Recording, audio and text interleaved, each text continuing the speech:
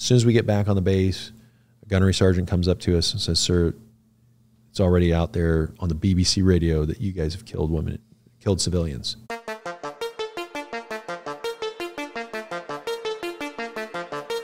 And then we started getting this dog pile, New York Times, everybody, Marines slaughter, men, women, children, Afghans, their testimony, they're saying that we were drunk. This is a story about our nation's largest employer and the abuse of power that those leaders in charge have done. They said that we were drunk and we used slingshots. Pull a pin off a hand grenade, put it into a slingshot, and you're on the top of a turret and fire it. They said that we did that to make it look that we staged this explosive device and that we were drunk after that, and we went door to door sport killing. Literally, they said men, women, children, farm animals. And then we went back later to cover it up.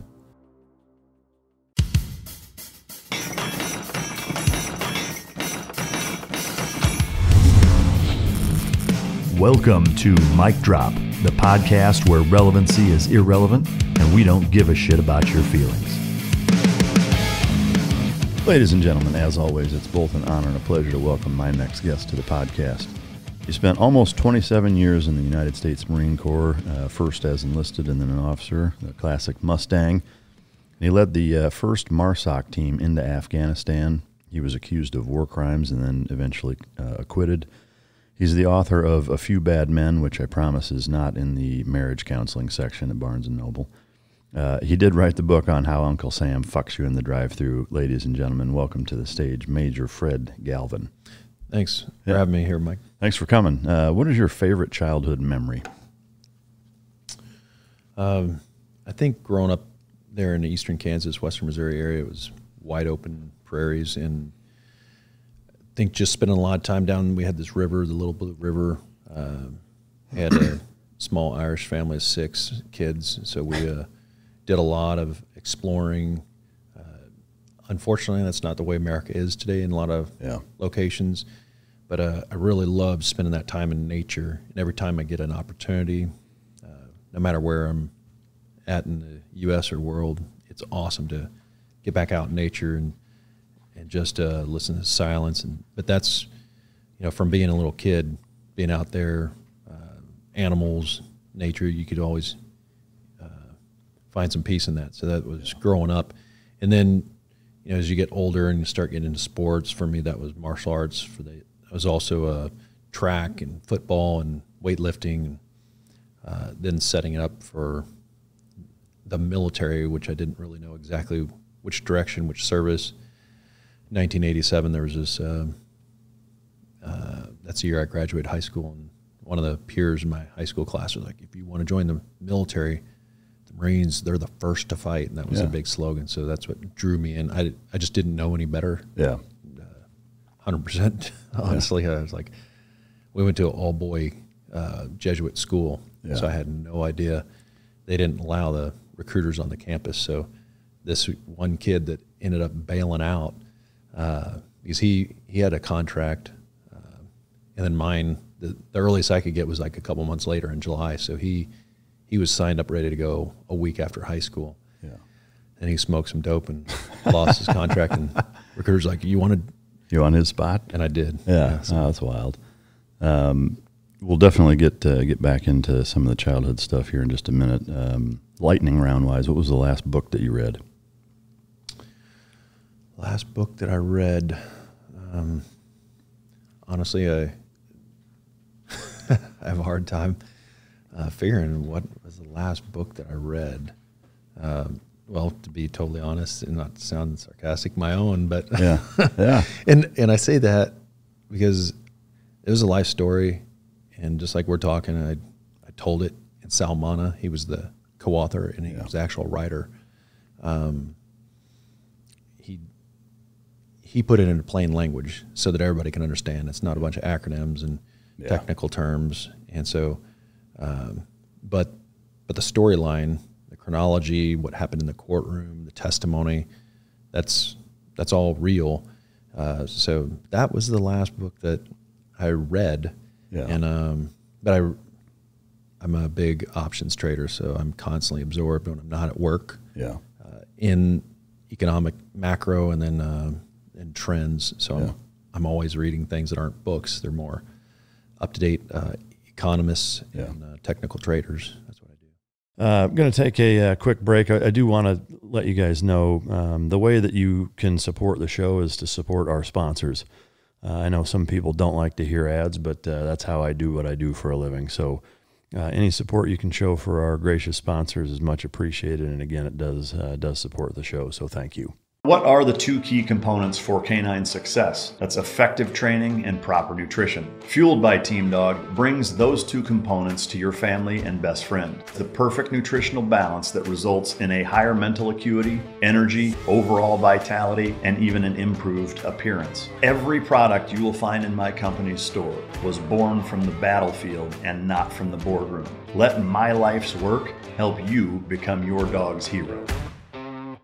It sounds like it's pretty technical. The one thing I'm curious of, I know that this was the case for me, writing a book-wise from an editing standpoint, is that in each instance I got to the point where I was kind of so tired of going through it that I was just like, fuck, whatever. Did you find yourself that way, or were you able to kind of be so meticulous and continue? Because the first few that I did were with major publishing houses, and yours was with Simon & Schuster, right? They were the distributor. Okay. Post Hill was the publisher. But for me, it's just, they have you go through it over and over and over, to the point where I'm just like, holy shit, like how many more times do I have to read? Like I got sick of it. Did you get that way, or was it not that way for you? I could understand, and I've heard a lot of people, especially frogs, say, I wrote this. Frogs, the ones that write all the books. Always. I've heard that comment so many times, and this did take, I was in this writer's queue since, who was told to me from the movie producer in 2017. So it took over a year to get actually where we were dictating. Yeah. And I knew it was going to take long because I've heard a lot of people make these comments. But the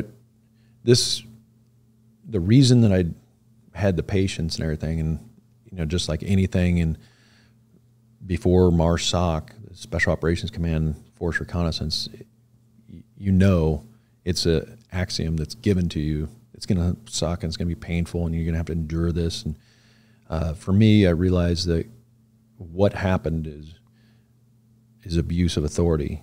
And it's continuing to happen again and again and again. So it's important, no matter what the time or effort takes, you have to read this book again and again.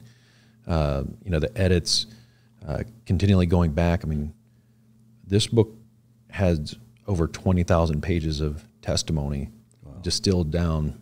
We had to get it from 432 pages down to, minus the appendices and like the forward and everything, they wanted it at 300 pages to be marketable. Wow. So we had to cut, from 20,000 down to, and when you read that, it's just like, people, you read those comments in like Amazon, and people say that it makes them sick. Yeah. It was really very disturbing, but most of this went on behind closed doors. They kicked the media out, so they didn't, when the American enlisted and officers swear to defend, take that back, they solemnly swear to defend the Constitution.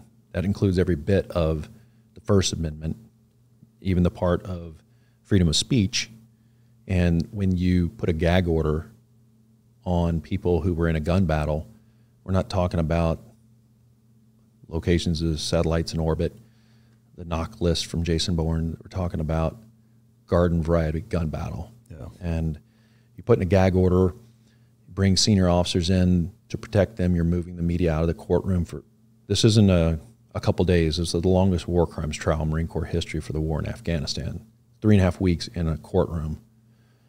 And you're continually classifying things that don't need to be classified. And we all know the security classification guide says you cannot classify anything for the purpose of saving someone from embarrassment. Yeah. And when people read this book, it was just like, I've had the former National Security Advisor, Steve Bannon, say, how did this occur and me not know about it? And we don't give the Taliban at that time credit for the information operations that they did, but this was information warfare. But we expect them, the Taliban, to do spin, to have a bomb drop be, it was just a wedding party. Yeah. They just killed this propaganda machine. Yeah. But we don't ever expect that there's a deliberate plan, because this is illegal to do.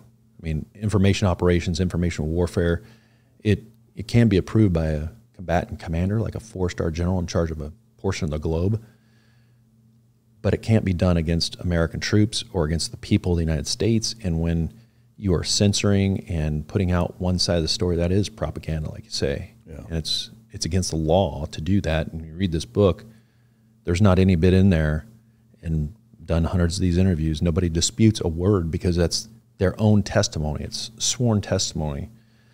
So people need to wake up in America and realize that, hey, this is what happened. This is what these senior officers said. When it's quotes in there, a dialogue between an attorney and a witness, you know, I was tried in 2 separate trials that are both in that book. They tried to kick me out. They tried to imprison me on the first and kick me out on the second. I'm a pensioner as a retiree. If there's no statute of limitations for officer misconduct, so they can bring you back on active duty, which we've heard and seen, and they can punish you. Does the double jeopardy clause or statute come into play, though? Like if you've been acquitted, they can't bring you back in to charge you with the same thing? It's interesting, and there's 2 things I want to talk about that. But so that they can, if there's like new evidence, they can bring somebody back. Like if I put something in a book that was false or that was classified that didn't get declassified. So most of this, I've still asked, and the last 5 years, I've brought it down to 1 single sentence, and the Special Operations Command will not release that sentence. Wow. We're busy for 5 years. So there's things that if you lied or compromised national security, they can bring you. So it's not really double jeopardy. And we're seeing this case with an ongoing trial of 3 special operators at MARSOC, same command. One was a Navy chief, he was a corpsman, and his case was dismissed this last February 9th, 2022 with prejudice, because a lawyer from the Pentagon Marine colonel went down there, threatened these 8 attorneys. They all signed affidavits saying that he threatened their careers, that they wouldn't get promoted. So the judge, Navy commander, threw the case out on February 9th with prejudice. The government appealed it, and you know, I've been advocating for these guys. You know, this January will be 4 years, and they're set up for their court-martial in 4 years. So everybody asked that question, like, isn't that double jeopardy? If they threw it out, if they dismissed this case with evidence, how are they able to bring it back? But you know, Chief Eric Gilmet, this is a totally separate case than the one I was involved in. Ours was 7 Marines, and then they narrowed it down to the 2 of us that went on trial. This other case wasn't connected to ours. Ours was in Afghanistan. This new one is 4 years old almost, from Iraq. Big retired Green Beret came in, clubbed this guy twice. Coming in on a 3rd time, one other Marine gunny raider came in, punched him in the face, knocked him back, hit his head. The corpsman treated him, Special Operations corpsman. He treated him. All 3 are charged with homicide, to include the guy who was assaulted twice, punched in the face, and that was it. Man. No foul language, no kicks, weapon. But so the reason I wrote the book and published it and talk about it is because cases like these, the MARSOC 3 that I'm advocating for, that's currently in progress. 3 men, if anybody's interested, look that up, MARSOC 3. Read this case, and like, the implications, Mike, is if you're out tonight, family, friends, whoever, somebody attacks you, are you not allowed to defend yourself with your own fists? And these Marines, when you go down to San Diego and you go to boot camp or Parris Island, they teach you a Marine Corps martial arts. And there was this incident, 7 guys surrounded these 3. In the 8th, this 275-pound bodybuilder came in, punched him twice. And if you can't defend yourself, where are we at as a nation? Yeah. And this was captured on surveillance video. Where did this take place at? Erbil, Iraq. Okay. Wow.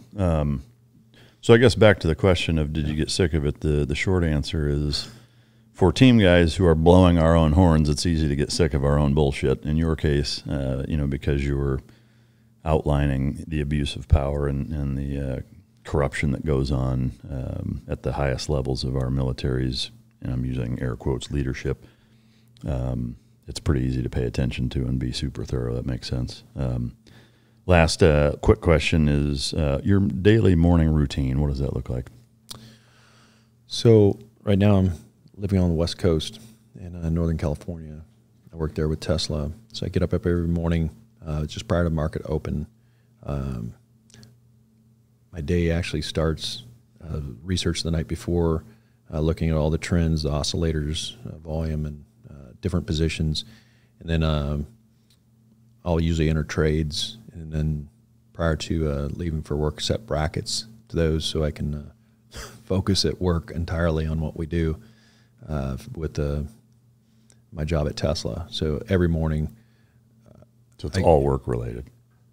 Yes, and that is also, I've done this, I was enlisted, went to college, recruited right after college to be a stockbroker at Smith Barney. At that time, they were the largest firm on Wall Street. Did that 2 years, wanted to return to my passion, wanted to go back in and enlist in the Marine Corps. It was 95, Clinton administration. I couldn't because they didn't want sergeants at that rank, at that occupational specialty, so it was that quick. Put in an officer package, went in an officer. And then, did my time in the Marine Corps. So with that knowledge, I've always had a passion of doing mainly options, stock options, near and long-term duration spreads. Yeah. So then I know that's not what this show is about. Your audience probably could care less about. No, I think it's. I mean, to me, it's all relevant because it paints the picture of you and your personality, and to me, the goal is to get to know you as much as it is to hear the story. Because I think that's really important. But just from like a morning routine standpoint, in terms of like what time do you get up? Do you eat? Do you work out? You're out the door. I mean, what does that look like? So usually I'm up at about 5:30 and get in, do my little devotionals as a Christian, shave my face, and start looking at the futures and the direction of the market. Honestly, I know a lot of people, they have things going on, but that's kind of stirring my brain even before I get up out of bed, checking the futures. But that's really no way to have that much predictive value of how the market will turn. But that's what I'm doing. And then I'll do that for, as the market opens, probably for about 2 hours. Then set brackets, and then go into work and work about 10 hours a day usually. Do you work out or eat before you go to work?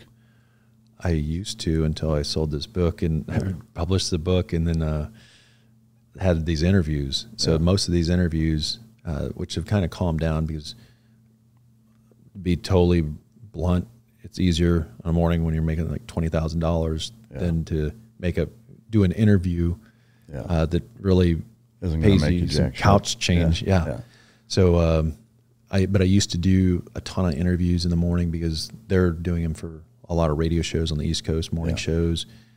So that also took some of that time. And then, but I used to always get up in the morning when I was in Hawaii.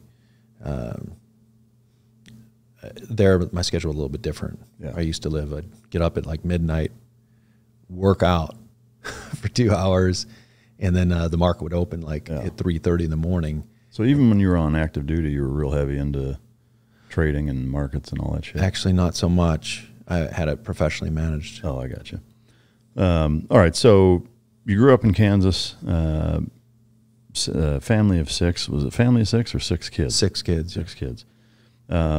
What was I mean, you talked a little bit about the, kind of the open prairie. I'm assuming pheasant and duck hunting was probably part of your childhood, or no? No, not really. Growing up around the river, a lot of outside rural stuff. If you could kind of summarize what growing up in Kansas, and then ultimately what the inspiration was for joining. I mean, because if you didn't really know much about it and what have you, I'm curious as to as you got older, what that looked like. Yes. So I did hunt, but that was not my forte. I had a compound bow, crossbow. I really enjoyed that. And applying the technical aspects of shooting, both with compound bow and a crossbow. But at age 10 years old, and my mom, she used to be a travel planner for this large nationwide travel agency.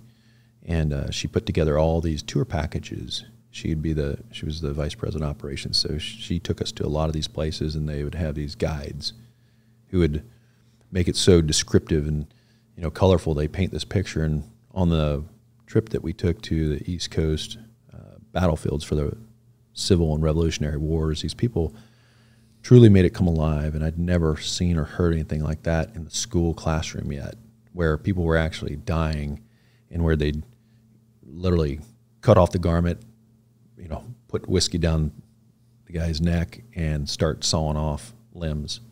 And you're hearing stories like this in battles of Yorktown, and then in the Civil War and like Gettysburg, and it just was shocking. So that stirred and hit a nerve in my heart so much. I was like, I knew I wanted to do something of that nature from the age of 10 years old. And like any 10-year-old kid, you go back home and that's in the brain, but I wasn't the kid wearing camouflage, and I was just playing sports, a lot of neighbor kids, football, basketball, wrestling, and then playing in the lakes, river, stuff like that, up until high school age. And there the sports became very competitive. The Jesuit school that we went to, I realized, especially retiring from the Marines and going back there, I hadn't gone back to any of these reunions, and like 30 years later, I realized this was because the commitment of those coaches. Here's these guys that are showing up at 7 o'clock in the morning teaching. It's game time. They're teaching. And then all those guys who weren't Jesuit priests, they were also coaches. So they'd coach until they'd have like a 12-hour day. And they'd go home, and they'd have to prepare, grade tests, prepare the lesson plan. And it really shocked me. And some of those guys were still there like 30 years later. Yeah. Coach Severino and these guys. It was just shocking. I realized how privileged, what a privilege that was to serve or to be a student there with guys that went on, played in the NFL. So many academically successful and successful in business and all kinds of professions, and it really changed me. That instilled the discipline in me, and that Catholic education put in my brain. They had mottos, Septina in Christo, wisdom in Christ. Another one, ad majorem gloriam Dei, for the greater glory of God, and then men for others. And so we were raised in this mindset, especially as a kid, where there wasn't the distractions of girls in the classroom. It was uber, ultra competitive sports, like a gladiator academy. And there was no distractions. And these coaches were completely committed and dedicated. So What town was this in? This was right on the border of Kansas, Missouri, and Kansas City. Oh, okay. The school was in Kansas City, Missouri, called Rockhurst High School. Wow. Was there a main sport that you played in high school that you kind of focused on, or did you play all three of those? Football and track were the main. Yeah. And you mentioned hunting with a bow and not doing pheasant and duck. What were you hunting deer with a bow, or mainly little rabbits? Oh, rabbits. Okay. And then when you got that spot for the Marine Corps from your buddy, was that right out of high school, or was yes. Week after graduating? Yeah. What was the experience showing up in enlisted boot camp for the Marine Corps comparative to what you thought it was going to be? Was it a culture shock, or was it no, what you thought? So people have probably seen these videos of drill instructors yelling and hazing. I didn't have any military background. Nobody in my family was, but you kind of knew this is an act. But some people just weren't prepared, and they were like panicking. These guys were screaming and yelling, and it's intent like, and our coaches weren't like yelling in your face. They just they demanded so much. So, but that preparation was phenomenal, physically, mentally. Boot camp was, I won't say enjoyable, but it was physically, it wasn't challenging as other things I had done. But I really loved it because you cover some very, very basics in Marine boot camp, physical fitness, knowledge, and then you get to go at that time do like 2 weeks out in the field and 2 weeks on the rifle range. And, you know, for a kid, and I'd been around weapons, but that was, I thought it was very good entry-level basic training. And then you get out and I was stationed out in Camp Pendleton. There was a lack of commitment. I thought, you know, there's guys, a mixed bag, you know, just in the regular, and that's what eventually drove me.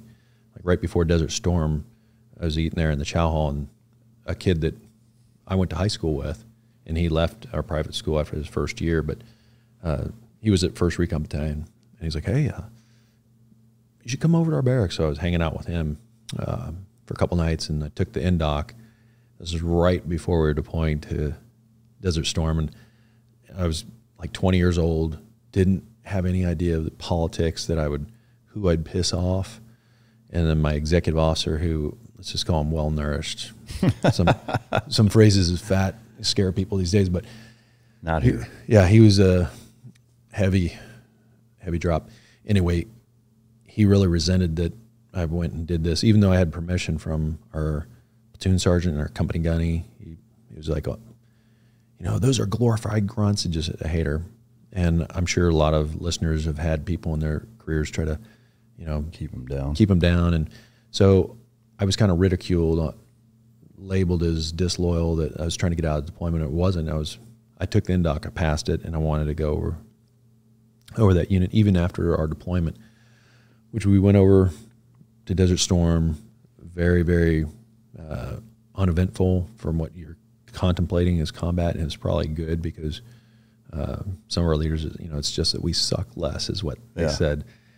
We didn't have all this technology that we have now, like thermals and night vision goggles. That was very rare to have proliferated where every person has it now. Yeah. So there was a lot of mistakes, but that's one thing that I think people have examined over the years, other foreign services, is the shock and awe of how America coordinated aviation power, air ordnance, and really we were able to destroy, using precision-guided munitions, so much of that armor within like 46 to 96 hours. We decimated armored brigades and shattered the 3rd largest military in the world at that time. Yeah. So, I mean, that was eye-opening for me. Good experience. Came back. Wasn't allowed to go to Recon, so I got out. And then that's what led me over to, went to San Diego City College and went up to, was there for a year. I had a ton of credit from our private Jesuit school, and then I went up to San Diego City College, went up to Cal State San Marcos, just south of Camp Pendleton. I graduated from there after being on campus there for a year. What did you graduate in? I have, like most infantry officers in the Marines, I have a history degree and a social science degree. Yeah. So, which I was really surprised that somebody would recruit. And I wanted to go right back in the Marines. This girl who I was dating, she wanted to have nothing. Oh, my dad was a Marine, who was a World War II Marine. And so I made a really bad call, and I thought, well, why not just give it a try and listen to these recruiters who were recruiting right off the campus and they were mentioning all this, you know, what people were making, whether it was true or not. But I went that route. First started with this penny stock firm down in La Jolla.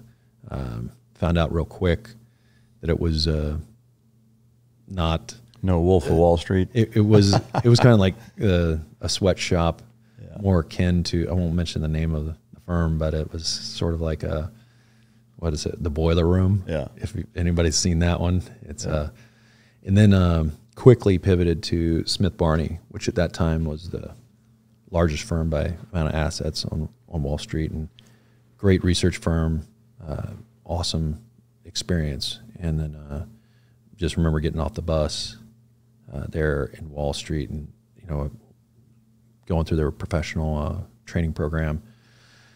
Great, unbelievable experience. It's lasted and paid dividends over the years since. And then, but after 2 years, the best time that I would have as a broker wasn't like making money for people. I actually you're dealing with people with high net worth, so they're usually in their 60s and they don't want to take any risk. So it was a lot of convincing for me. And the people at the firm were like, hey, Fred, and two mentors, one, they're both Marines. One had been in since World War II, since he finished World War II, the other since Vietnam. And they said, I know you came from the West Coast, but this big warehouse that sells hardware supplies, this Home Depot, and it's high-dollared coffee, those are fads. That Starbucks, whatever it is, they won't be around. And if things go south and somebody litigates against you, the firm, because the firm doesn't cover it, analysts don't analyze those stocks, you're going to be out of here. But I just saw firsthand what was going on with those companies and their expansion plan, and that's one of the main reasons why I'm at Tesla now. I see the same thing. It's the explosive type of growth, that it's in an industry that is going to expand beyond your imagination. But I enjoyed realizing all these things in the equity markets. Some of the risk of adverseness wasn't so hot, but then the best time is when somebody would call on the phone that I'd served with, and hey, we're doing this, this, and this, and that's what I knew. Like, I've got a passion. I still want to do that at that age of my life. And with a gal out of the picture, I signed right up and became an officer. I would like to take a real quick break and talk to you about MyBookie. I want you to go to mybookie.com and use my promo code MicDrop, which you'll instantly get a deposit bonus up to $1,000. Remember to use my code MicDrop and bet with me only at MyBookie. Primarily, the only way watching these fights could get any better is to get paid doing it, and MyBookie makes that a possibility. Bet anything, anytime, anywhere with MyBookie. So how many years did you do that for? I was a broker for 2 years. 2 years. So how old were you when you went back in? Around 25. 25. Yeah. All right, so you go back in. What was that process like, actually getting back in, and where did you go, and how did that work? So at 25, there's a huge, they actually didn't sign the budget, which delayed. So they said, you're going to report this date in October, and we got to push back a couple weeks because they didn't sign the budget.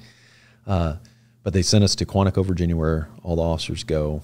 And since I wasn't from the academy, I went to the officer candidate school. So it was a 10-week-long winter course, enjoyable there in Northern Virginia to play around in the snow. And it is actually a good challenge. Yeah. Really good Americans from all over the world. And then after that course, you get commissioned as a second lieutenant, stay there in Quantico for the basic officer course. And that's a 6-month program where they teach you the basic fundamentals of how they say to be an infantry platoon commander, but I wouldn't say that's inaccurate. It's just the very fundamentals of offense, defense, and patrolling, how to walk your way around smartly in the woods, or shouldn't use the word smartly. After that, during that time, you request, hey, here's what I'd like to do in the military. Infantry, tanks, blah, blah, blah, blah. I chose infantry, was actually selected as infantry officer, and then you stay there for another 10-week program, the infantry officer course. And that is a very good entry level for infantry officers. You come out very knowledgeable and very aggressive at that time. I don't know what it's like at that same course right now. I'd say it's still probably a gut check.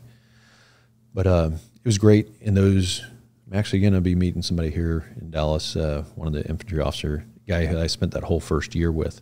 But really good quality guys that end up, going into the Marine infantry. And that's what a lot of people from here in the heartland, middle of America, that really do want to serve their country, but a blend from all across the country too.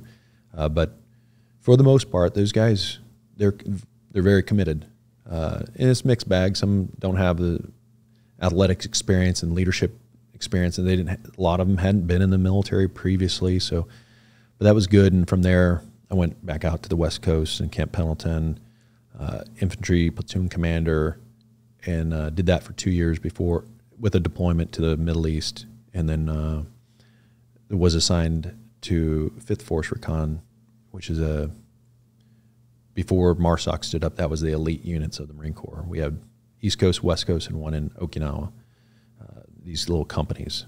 So total actual operators, 300 in the whole, in actually platoons. There's a few more at different jobs and everything, but in actual platoons, you got more on paper, but we didn't water it down. So even though they had 6 platoons, they'd man 5 on each coast and 3 over in Japan. And so I was a platoon commander over there for just shy of 3 years in Okinawa. Before you go past that, that deployment that you did to the Middle East, did you guys do anything on that deployment? We thought we would. What year time frame was that? So 98. So they kicked the UN weapons inspector, UN weapons inspectors out of Iraq. And so we deployed on ships a month early. It was a big scare operation. I think it was Desert Strike. So they thought this is going to be a Desert Storm again. So we push up on the Kuwait-Iraq border, and then it was uneventful. So we started training. Yeah. Training, got back on the ship, and hit a couple ports on the way home. Yeah. So when you moving back to the Okinawa experience, what was that like being with the Force Recon groups prior to it being MARSOC? So having been assigned to these, I was in a couple different Force Recon companies, and then comparing that to what Marine Raiders are now, lots of similarities, lots of differences, but going through the a recon pipeline, that initial force reconnaissance training with the cadre of, it was just non-commissioned officers. So a few corporals, but mainly sergeants, and you're just out in the jungle and in the ocean, for your and they are just, some people would call it hazing. There was one other officer going through there, and he's like, "Hey, this is hazing." And I was like, "This has been going on for a lot longer than you. You just better shut your mouth."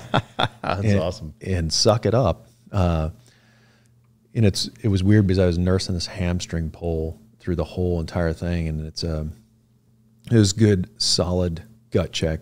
The biggest challenge physically I have ever had in the Marine Corps, and that's kind of, I've seen the people that didn't do that, especially they get promoted all the way up, and talking general officers, and then those general officers, there's a few like General Mattis that talk tough, and it's like, but you never had the guts. I'm sure you saw it in naval special warfare, like these guys that bomb out or quit or ring out, but they didn't have the guts to stick through something or even darken the doorstep and try out. Yeah. Because as an infantry officer, until you're promoted to major, your first 10 years, you could go over there, but you didn't even have the guts to try. But anyway, that was a phenomenal challenge, and it backs so many people away from even trying out, because there's just this kind of like psychological warfare going on, like, hey, that is just it's a nasty, just the first day in doc to start the training is kicking the junk. Yeah. And it is, but the training is phenomenal. And then from there, once became a platoon commander at 5th Force Recon in Okinawa. Like the day after finishing, I remember they pulled me out of the field so I could shave my face, get oriented, because the next day, and everybody came back from the field. We had a little graduation, but the next morning we were on a plane flying over to Korea, to Pohang in South Korea, training with the Republic of Korea Special Recon Battalion, 30-day patrolling package in the mountains in the wintertime. So it was just one thing after the next.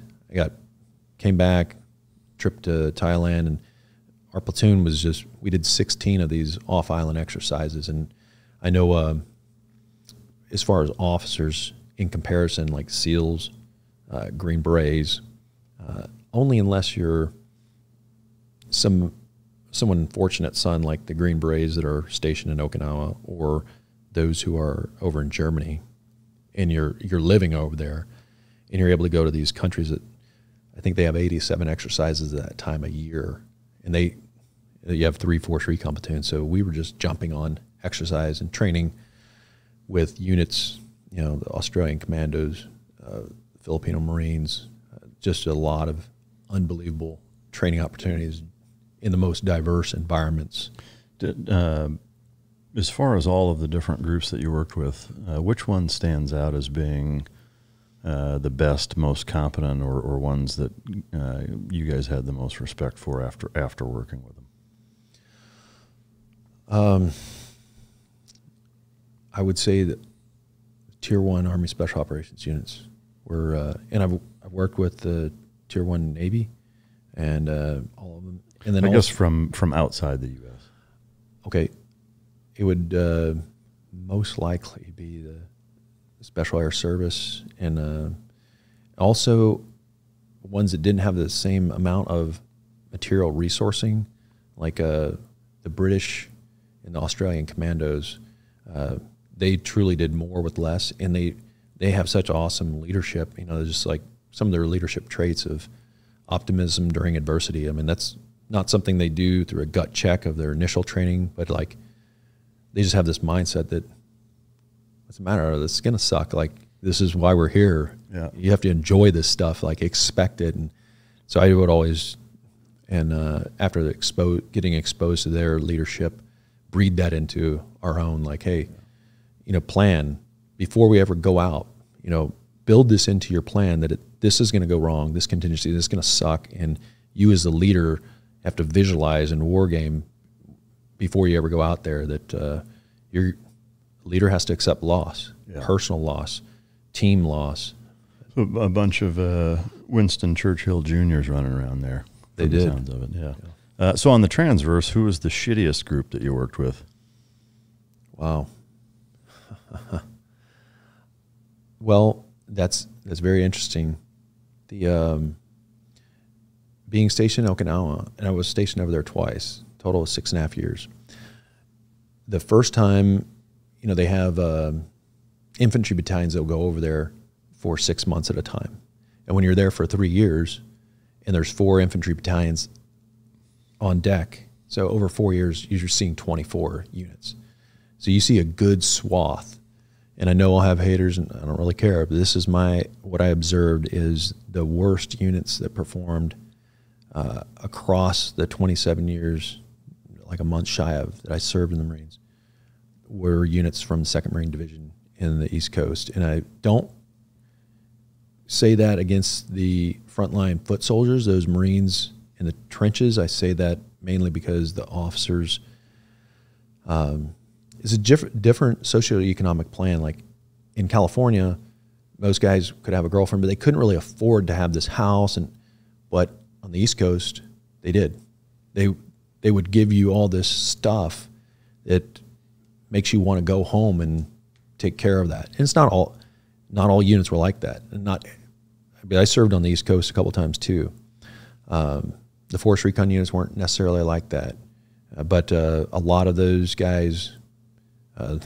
They'll come down there equipped with a wife, and they can actually afford a house in eastern coastal North Carolina, and then they're just not in the field as much. The weather isn't as conducive. They're not as well trained and disciplined. That's an interesting lesson learned as far as kind of the big picture logistics of managing warfighters that could be taken away from that. I guess again, I was curious about what foreign force was the shittiest, but okay, I didn't want to interrupt you talking shit about the 2nd Marine Division. Let's see, it has to be the Jordanians, and some of that we got into. It's just their cultural stuff. It's a little X-rated. Yeah, literally. Yeah, no, and, I would say the same thing. Everybody I worked with, they were the worst. Yeah, they were obese, and some of their cultural things were just. Yeah, I don't even really want to personally get into it. It's just that bad.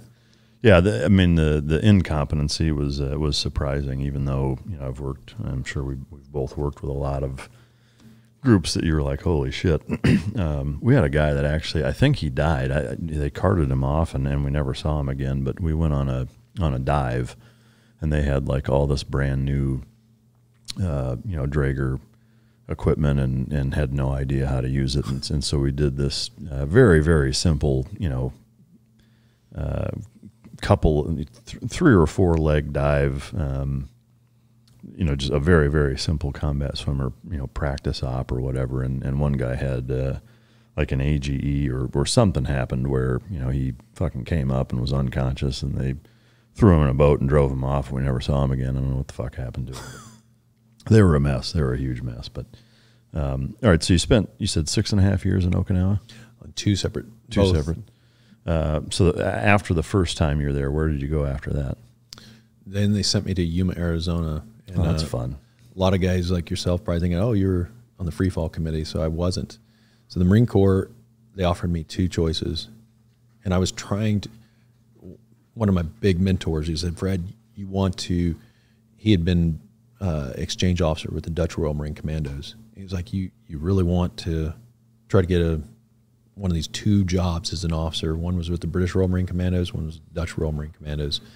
He goes, try to get one of those jobs. And those were open in 2002. The officer assignments guy approved my extension to stay in Okinawa till 2002. And then the dirt bag, and this guy is still in circulation, true scumbag. He took that away. He reneged. I mean, this is something you have to sign and they approve. But he had this hot fill list, and this guy his leadership style was max efficiency for himself. And he's like, well, you got 2 choices. You're going to go to the headquarters Marine Corps there in the Pentagon, and as a captain, some people jump on that kind of stuff, but I didn't like the East Coast. I didn't want anything to do with the Pentagon or administrative, being somebody's bitch boy. And then the other job was in Yuma, and I didn't really know what that was. And they said, what's with the air wing? And I'm like, man, these are 2 shitty choices. And so I asked a couple people who were the mentors on the group of ships that we deployed. Both were infantry officers, the commanding officer of the Marine Expeditionary Unit and his operations officer. So colonel and lieutenant colonel, like, that's an easy choice. Like, hey, look, the Marine Corps has their version of Top Gun, or the Air Force's Red Flag out in Yuma. And it's not just air to air, it's air to air and air to ground. So they bring in J-Stars, all these massive joint platforms, and you build up to do these unbelievable night raids. Helicopter infantry unit lands between a company. They've even had battalions. Reconnaissance is supporting. You have artillery, mortars. You have rotary wing attack helicopters. You have fixed wing fighters and attack. You have drones. So all this is going on in like an hour-long raid on the objective. And I'll say I got out there August of 2001 to be an instructor, so the infantry and reconnaissance instructor. There's 3 infantry officers. At that time, the Marine Corps didn't have a reconnaissance officer assigned, so they just took them from you were an infantry officer, you go through the training, and you're still an infantry officer. That was the only actual primary MO, the primary job that I had, infantry, although I spent most of my time in Force Recon and Marine Raiders. But so I go out there, and it was a kick in the nuts because morale-wise, the month after, September 11th happened.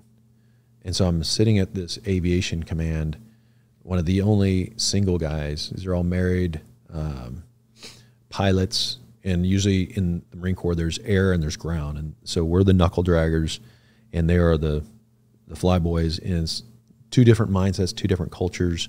And I did begin to learn a lot of respect, but originally I was like, these guys are all married. It was like I was in a different organization from, like, in Okinawa.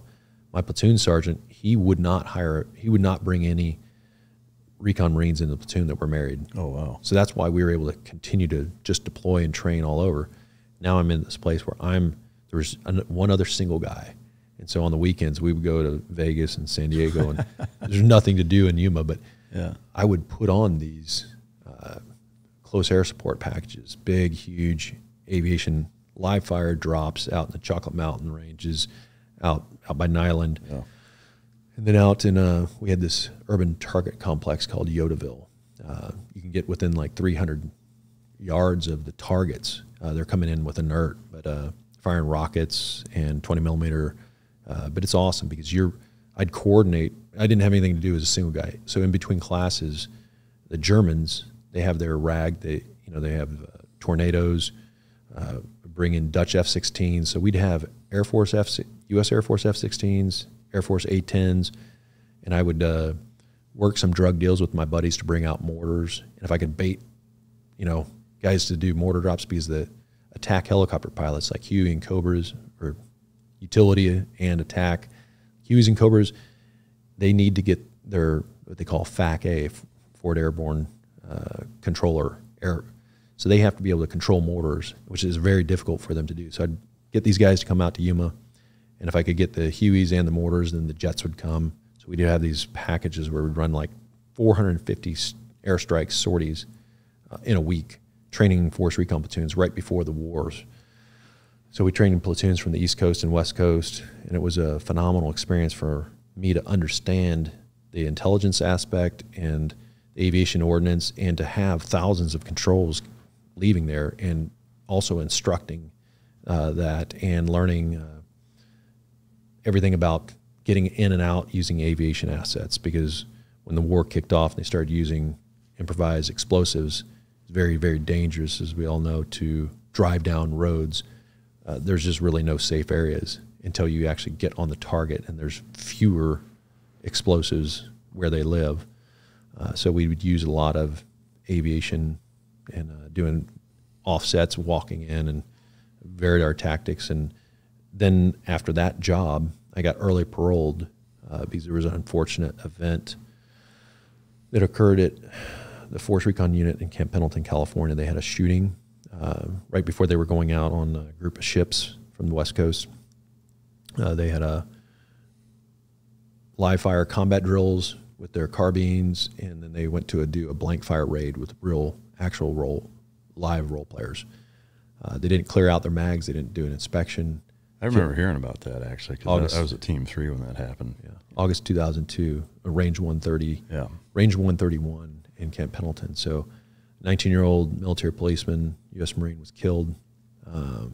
So they took action with the leadership in that platoon, and then that's what led me getting out of Yuma, Arizona early, and went to Camp Pendleton again as a platoon commander at 1st Force Recon in December 2002. And I stayed there till 2006, and that's when the Marine Special Operations Command started up. Yeah. And so were you integrated into it once it did? So those almost 4 years at 1st Force Recon, I was a platoon commander, and my first deployment was on a group of ships. We went overseas we thought we missed the war in Iraq. We thought it was going to be like Desert Storm and over in 4 days. So, but we did 36 visit board search and seizures, ship takedowns, and then we went into Iraq, did some reconnaissance and some raids, and then came back on the ships, back to San Diego, and then it was flyover deployments after that, 7 months on the ground. Yeah. So we didn't, like the frogs, we didn't totally get off the ships. So guys were still deploying on ships, and then on your time back, that we normally do some schools and train. Yeah. You got the extra benefit, which was what we were looking for. And those were much more aggressive to fly over, because you're actually in country for 7 months. Yeah. And we were all over Western Iraq, where before we were in Southern Iraq at the early stage of the war. And then the Marines took ownership of the west portion of Iraq, which was like, you've probably been there, the Wild West. It was untamed. And we were very nomadic. I know, like, Jocko and these guys were in like certain cities, but we would go from Korean Village to Huseiba to Haditha to hit all over the whole western area of operation. Yeah. During that time, were you guys going out from a firefight standpoint? Like, were you guys mixing it up most days? that's good question. We were out almost every single day, and sometimes we were doing these time-sensitive targets, so there's always something in the target deck, and there were times we'd action a target, come back, drone feed, and we'd be out like an hour later on another mission. And it could be because we were based primarily out of Al-Assad, which was a massive air base. We could be all over. I mean, we went north of the Euphrates up into northern Iraq. It was all the time. But I will say, you know, during this time, I actually met my ex-wife. She was a student. When I was an instructor at the Marine Corps' version of Top Gun, she was an intel officer. And so it was kind of the reverse of Top Gun, where I was an instructor, she was a student. But that's where I kind of did get into more of the intel piece, as well as the aviation and the joint piece, working with all different units, all these different enablers, these guys that do things that special operators normally don't do, and integrating that into the fight. So about firefights, I'm just a guy from Eastern Kansas. I don't have some big legacy, but in the book, you know, that's a real term. My buddy here I'm staying with in Fort Worth is you know, the guy who called me Filthy Fred. But I just had no time, because when you have all these assets, and then this was on that deployment in 2005. I mean, everything was in Iraq. Yeah. Started surging forces, and so, but the job, nowhere in the mission or the intent on the order was to get in a firefight. And people would mock us, like, you guys tie up all these assets. I'm like, well, are they being used? Are you using these? So why are you caring if we use this high dollar electronic attack platform because we need it for its capabilities and nobody else is using it? But if we could go in there and do some things that I can't get into to prevent our guys from getting blown up, compromised, but we have to do some things very deliberately, the way we would infiltrate. I used to love it because the story is real in the book, and it talks about, like, literally our interpreter would be with us, and this guy's awesome dude. He'd say, these people, they know that when you guys come, it's different, because you're not like Americans drive down the road and get blown up and run the vehicle into the front door and start this big firefight. They think that aliens abduct, like, at this time in these places, like these really bad guys, the leaders, everybody that we're detaining is thinking that there's aliens that just pick these guys up because there's no noise. And to me, that's the best, is when you got a barrel in the guy's face when he's in bed, and just roll him over and tie him up and get him out of there. And there's no gunfight. And we had changed our tactics. Originally, we were using a lot of explosive breaching, and then we just tried to do things as surreptitious by the method of infill and going in as quietly over obstacles, I'll say, versus mechanically or explosively. Or it's that having audible compromise is not good. And we had to replace a platoon that had 22 of 24 in that platoon wounded or killed. So holy shit. Yeah. And that was a different mindset. Again, East Coast versus West Coast. And I'm not saying but I was trying to take and I would constantly, when we were home back in the U.S., email on the high side, hey, what are you guys doing on a daily basis? So what they were doing and what they were experiencing was being built into our training before we'd go over there. And that's the last sentence of the book, you know, on all these combat deployments, never losing someone, you know, statistically, that is a rarity, an aberration. An anomaly. Yeah. Yeah. So I started dipping when I was in high school. I started with pouches, as most kids do. Ultimately, in the military, I dipped the entire time I was there. A lot of us did. You know, one of the things about dipping is that it kind of turns into a ritual where, you know, it's really part of the culture almost, oftentimes in the military and in a lot of fields that are that way. And one of the things, obviously, real tobacco isn't the best for you. But because of that ritual being such an ingrained part of that culture, it's something that a lot of times we miss. And even when I got out of the Navy, I still dipped for a number of years. I wish that I had this product, Black Buffalo. It's a tobacco-free alternative that I can tell you it looks, smells, tastes, feels everything like the real thing, but there is no tobacco in it. And it's a phenomenal product. They have mint, wintergreen, blood orange, straight peach. What's cool is they've got the straight as far as the cut. They've got long cut. They've got pouches. So it's really kind of a one-stop shop for tobacco-free alternatives that way. But they also have a zero version, which has absolutely no nicotine. So you can get it with nicotine if you want the nicotine, or you can get it without nicotine if you don't. It's all food-grade ingredients, green cabbage essentially, as well as pharmaceutical-grade nicotine if that's the option that you choose. But it's just an awesome company. It's veteran started, and they're big supporters of the Mic Drop podcast.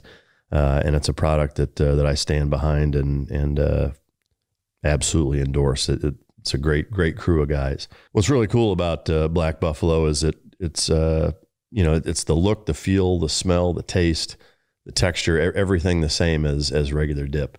And to me, that's the big thing missing from all and any other alternatives, the little pouches of nicotine or any of the other stuff that doesn't use a product that really has that same feel. It doesn't feel like you're actually dipping it. So Black Buffalo has done a masterful job at creating that same experience. The flavors are all on point.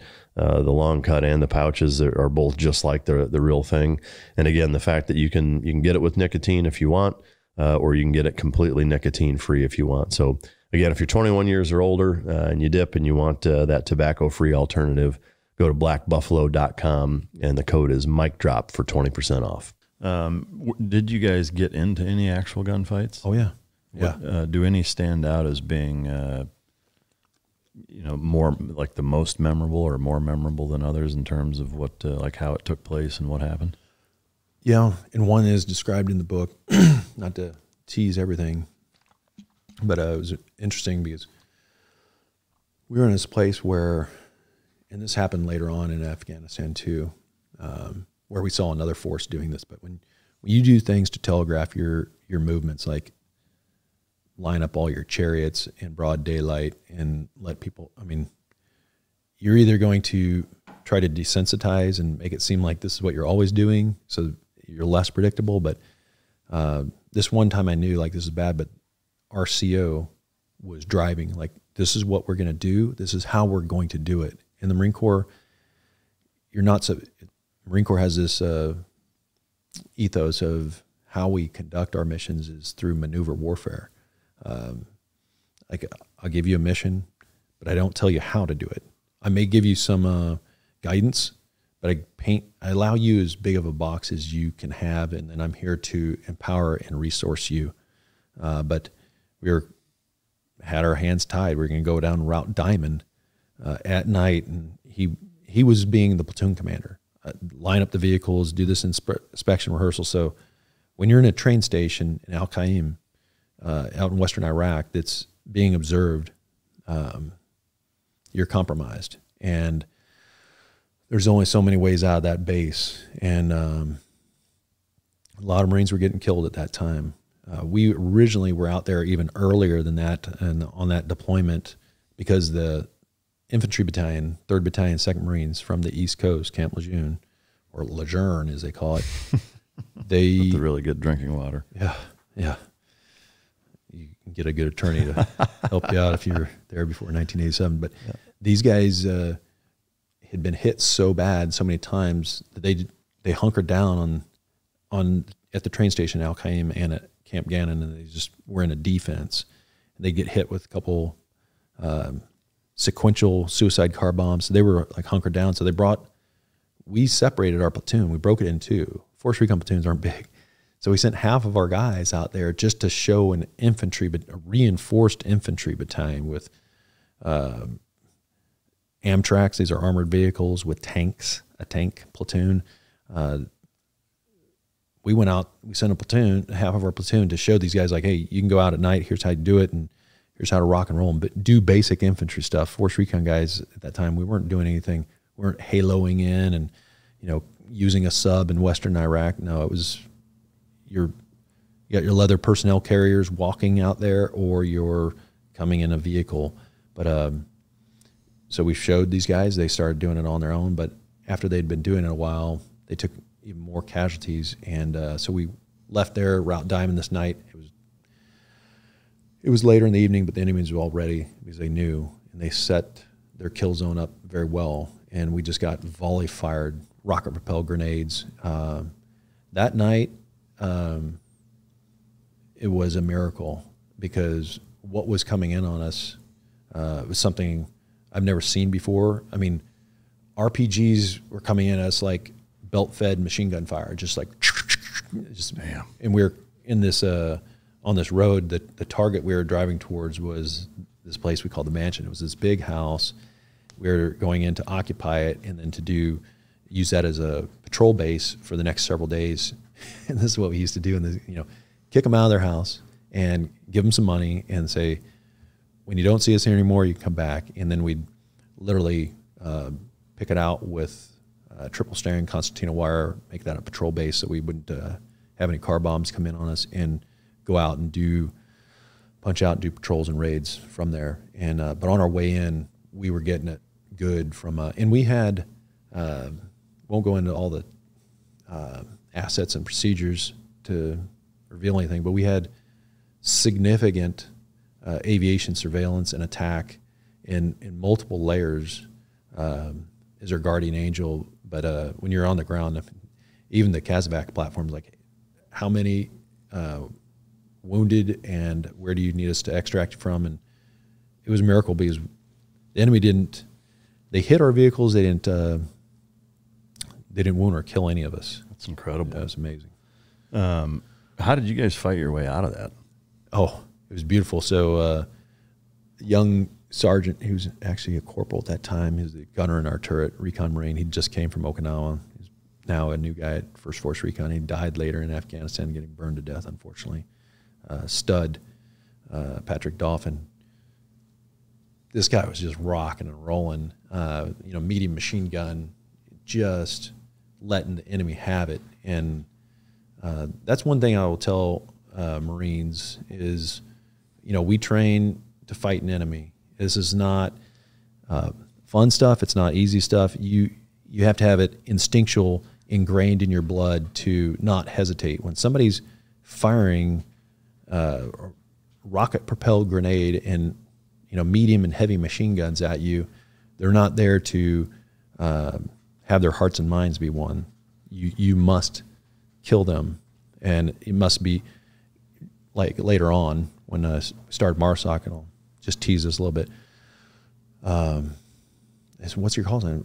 Named ourselves our call sign was violent, and I had to breed that into Marines, because in America we are not normally raising youth, and that's what we have fighting is people in their 20s. We don't train people prior to that to kill. Or to even really be violent in any regard. I mean, no. there's a few sports that allow / mildly encourage aspects of it. But yeah, I mean, our society has become so soft to where it's I mean, you see it biting us in the ass. But yeah, go ahead. Sorry. Yeah. Well, Mike, you look back after 20 years, why we lost? Well, when you put,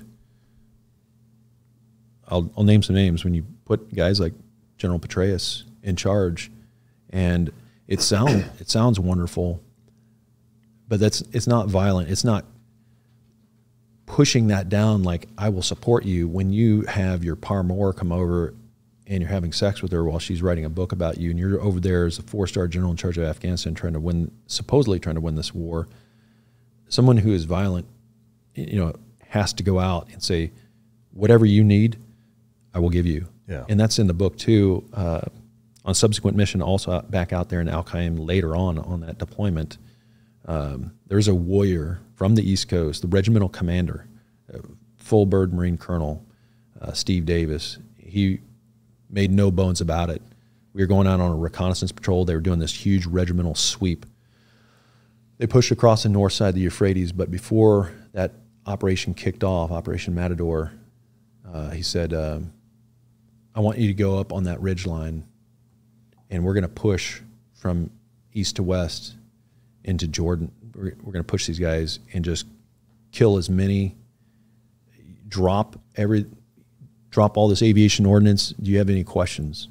I want you to kill as many as you can. And no, sir. And none of us, but that was his verbal commander's intention.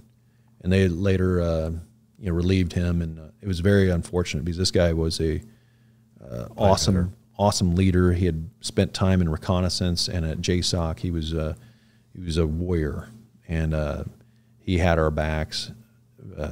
So there were Marines like that. He got caught up in this Haditha. There was a war crimes trial from the Haditha incident in October of 2005, and he was the regimental commander and several Marines. You saw, and that's not exactly detailed out in this book, but it refers to it. But there was 5 cases that kind of set ours up to have us be the sacrificial lamb, and that was what happened in the Corporal Patrick Tillman case. So that was investigated 5 times, and God bless Pat's mother, Mary, for urging, like, I know she smelt the odor of crap, and she made sure that that was going to get investigated properly, and they found that all these people were lying and covering this stuff up, and that's the key thing. So then there was this other one with a Marine infantry officer in Fallujah with 2nd Battalion, 2nd Marines. Then there was Haditha, Hamdaniya, and then ours comes around. Ours is the largest in terms of numbers of alleged civilians killed, but the hall passes were all out at that time. So nobody, and what they found in those 4 other prior cases was senior officers had either distorted the truth, or they didn't investigate quickly enough or completely enough. So now the pendulum swung on the other side. When people say, why this book, these guys went after you, like they dogpiled it. Well, the pendulum swung the other way. So now they're like, we are going to send so many people after you. We're going to investigate this so quickly and so thoroughly. I mean, there were 7 of us who were accused, and they sent 45 criminal investigators and 4 prosecuting attorneys, completely unprecedented in Marine Corps history, to dogpile 7-to-1 odds against 7 of us. And the tactics, this I won't totally tease. You read what they did by threatening to deport this guy's family, legally immigrated, legally naturalized, legally joined the Marine Corps, and now here's prosecuting attorneys dressing up in civilian clothes, threatening to deport this guy's family. Just make a choice because they're coercing him. He doesn't understand, no fault of his own. You come over here at 14, you're probably not going to understand the 14th Amendment. Most kids these days aren't taught that you can't lose your citizenship whether you're naturalized or native born. And they put him on this, in this crucible where you choose your blood family or your brothers in arms to try to in an attempt to convict known innocent. I mean, they had our sworn testimonies from 30 Americans, my polygraph. They knew what the truth was. There was one of the jury members said it best, and televised testimony, says to the news years later after he retired, he says, this was a perfect storm of toxic officers. And he says when he was stationed at the Pentagon and they were coming up with the Marine Special Operations Command concept that Rumsfeld was pushing to have the Marine Corps do this, he says he was in these closed-door sessions where they were trying to kill this program. Yeah. And I was this guy, the first commanding officer of this unit, that I didn't know any better. I was naive. I'm not ashamed to admit that. I just didn't know that somebody could stab you in the back that's wearing the same uniform. I just didn't ever expect that because we'd been going from combat deployment to combat deployment. And at this stage in the game, like, I could never fathom that people would actually do that. And it was not totally like Julius Caesar, but it wasn't just 1 or 2. Caesar had 69 senators, not just Brutus stab him in the back. And, you read this book, and a lot of people say, like, two things. A lot of people say there's a lot of people that did some nasty stuff, and it's in their own words that they testify that they did this. And then other friends of mine that knew the complete case said that I didn't. I let some people off, and not, some senior officers, 3-star officers, generals and Marines, by not covering. And it's like, you can't. But the bottom line is, there were a lot of people that did some terrible things. And in America, we don't paint we predominantly came here, Western Europe, kind of a Puritan culture that we don't glorify Judas or other traitors like Benedict Arnold. People don't even like to. How many times do you have somebody on and talk about treason or a traitor? But when you look at what Merriam-Webster defines those as someone who betrays their country or fellow man.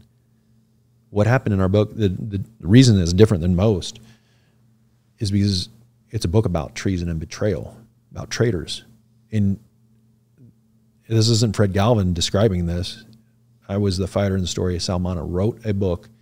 He took 20,000 pages of sworn testimony, and this is people who were protected, that they classified their testimonies to protect these guys. And now I fought for 11 years to get the preliminary investigation released from the Special Operations Command and the testimony released from the Marine Corps, from the courtroom. There's no reason to have it declassified, but after working with 2 attorneys, pushing this through, hey, we're going to take you to federal court. It finally came through, drip, drip, drip. It's all in one place, and there's no book like that. The Marine Corps will not allow this to be sold on any military base. This upcoming speaking engagement next week, it's at the Marine Corps Memorial Hotel in San Francisco. We were prohibited from bringing C-SPAN there. The Marine Corps doesn't own that hotel, but they still influence. Wow. They will not say a word about this book. This has been out. I've done hundreds of interviews. Nobody's disputed anything because it's their own words. Yeah.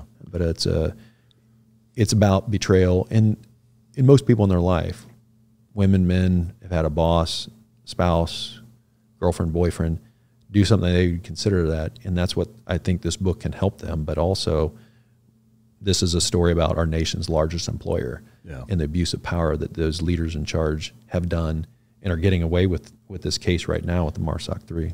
Yeah. So as somebody who's been, through it, as well as at higher levels of military leadership, what is your perspective and take on how and why it's happening, and how it's even possible for the upper echelons of our government and military leadership to conduct themselves in this manner? So I'll go back to a pivotal time in 2005 and 2006. I just described Colonel Steve Davis, this warrior's warrior. He was our regimental commander that we were working for at 1st Force Recon Company when I was a platoon commander there in Western Iraq. He did what a leader is supposed to do. There's an unwritten rule. If you're a leader in these small units, in elite special operations unit, whatever the service is, the leader is obligated to absorb the pain, to stand up and take the heat for his team, his guys. When Colonel Davis went down and Major General Huck went down, people went the other way. And also, like I said, 2005, 2006, you saw a resurgence, especially in Iraq. That was really hot time. They started surging all these forces. There's a full-length ad in the New York Times called General Betray Us. So they took every Marine out of Afghanistan, surged them into Iraq, and it was a very ugly time, unpopular in American history. A lot of people were getting wounded and killed. It was ugly in the headlines. Then in 2006, that time in Afghanistan, you actually had the opposite. It was a success story.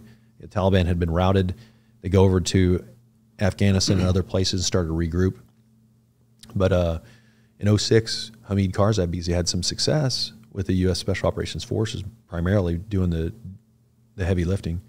They Hamid Karzai, the president of Afghanistan, meets with George Bush Jr., number 43 in the White House, and in May 2006, they say we want to have a nation. We want to have a Western-style democracy. So they came up with this. This was later, after Petraeus leaves Iraq. He goes over to Fort Leavenworth, Kansas, becomes the commanding general there. They build this counterinsurgency strategy, and it becomes a joint doctrine. So Mattis, who's a 3-star in charge of the Marine Corps Combat Development Command in Quantico, they pinned this thing together, counterinsurgency strategy, and that's the winning hearts and minds. Mattis even went so far to hijack the phrase from the Hippocratic Oath, first do no harm.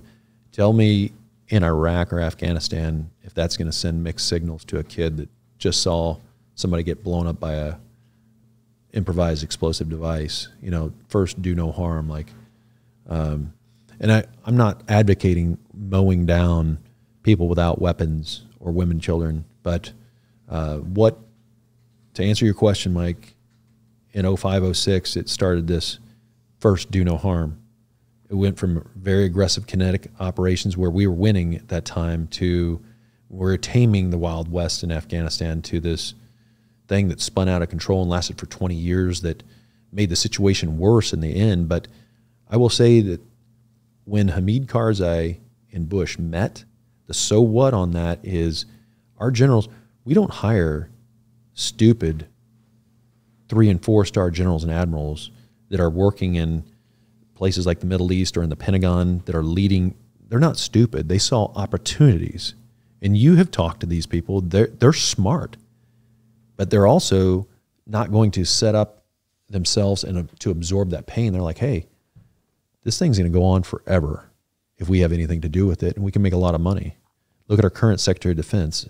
He came from Raytheon, retired as a CENTCOM commanding general, 4-star general there in Tampa, just like Mattis, who'd been before him, the 4-star general in Tampa. I mean, Mattis is making $1 million a year on the board of General Dynamics, literally, on top of his $203,000 pension that he's got.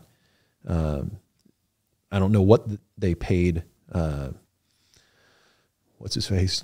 General Austin. But look at our last chairman of the Joint Chiefs of Staff, last senior officer in the military, a Marine 4-star general, Joe Dunford, went straight over and working at a board chairman, or not chairman, but a board member at Lockheed Martin, the largest defense contractor in the world. The guy who was a colonel at the time. And when you read about in this book, which we had to cut out some parts of, but some critical parts I wish we kept in there, but that he testified under oath of what this guy did is so treasonous.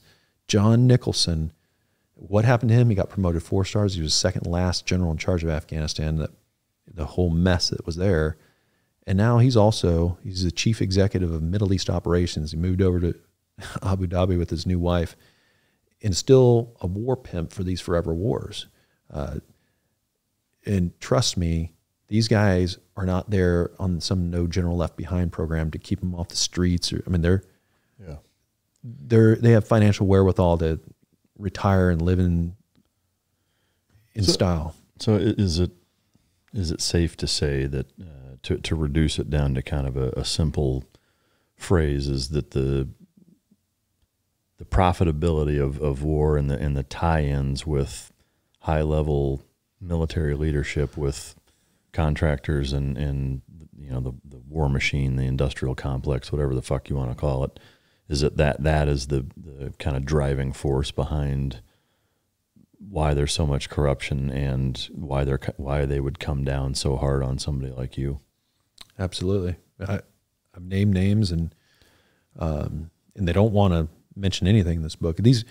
So case in point, I mentioned General Dunford, and some people are like, Fighting Joe, such a good guy. And it's like, well, 2015, when he was the commandant of the Marine Corps, the senior Marine in the service, he sends letters. You know, I was retired at that time.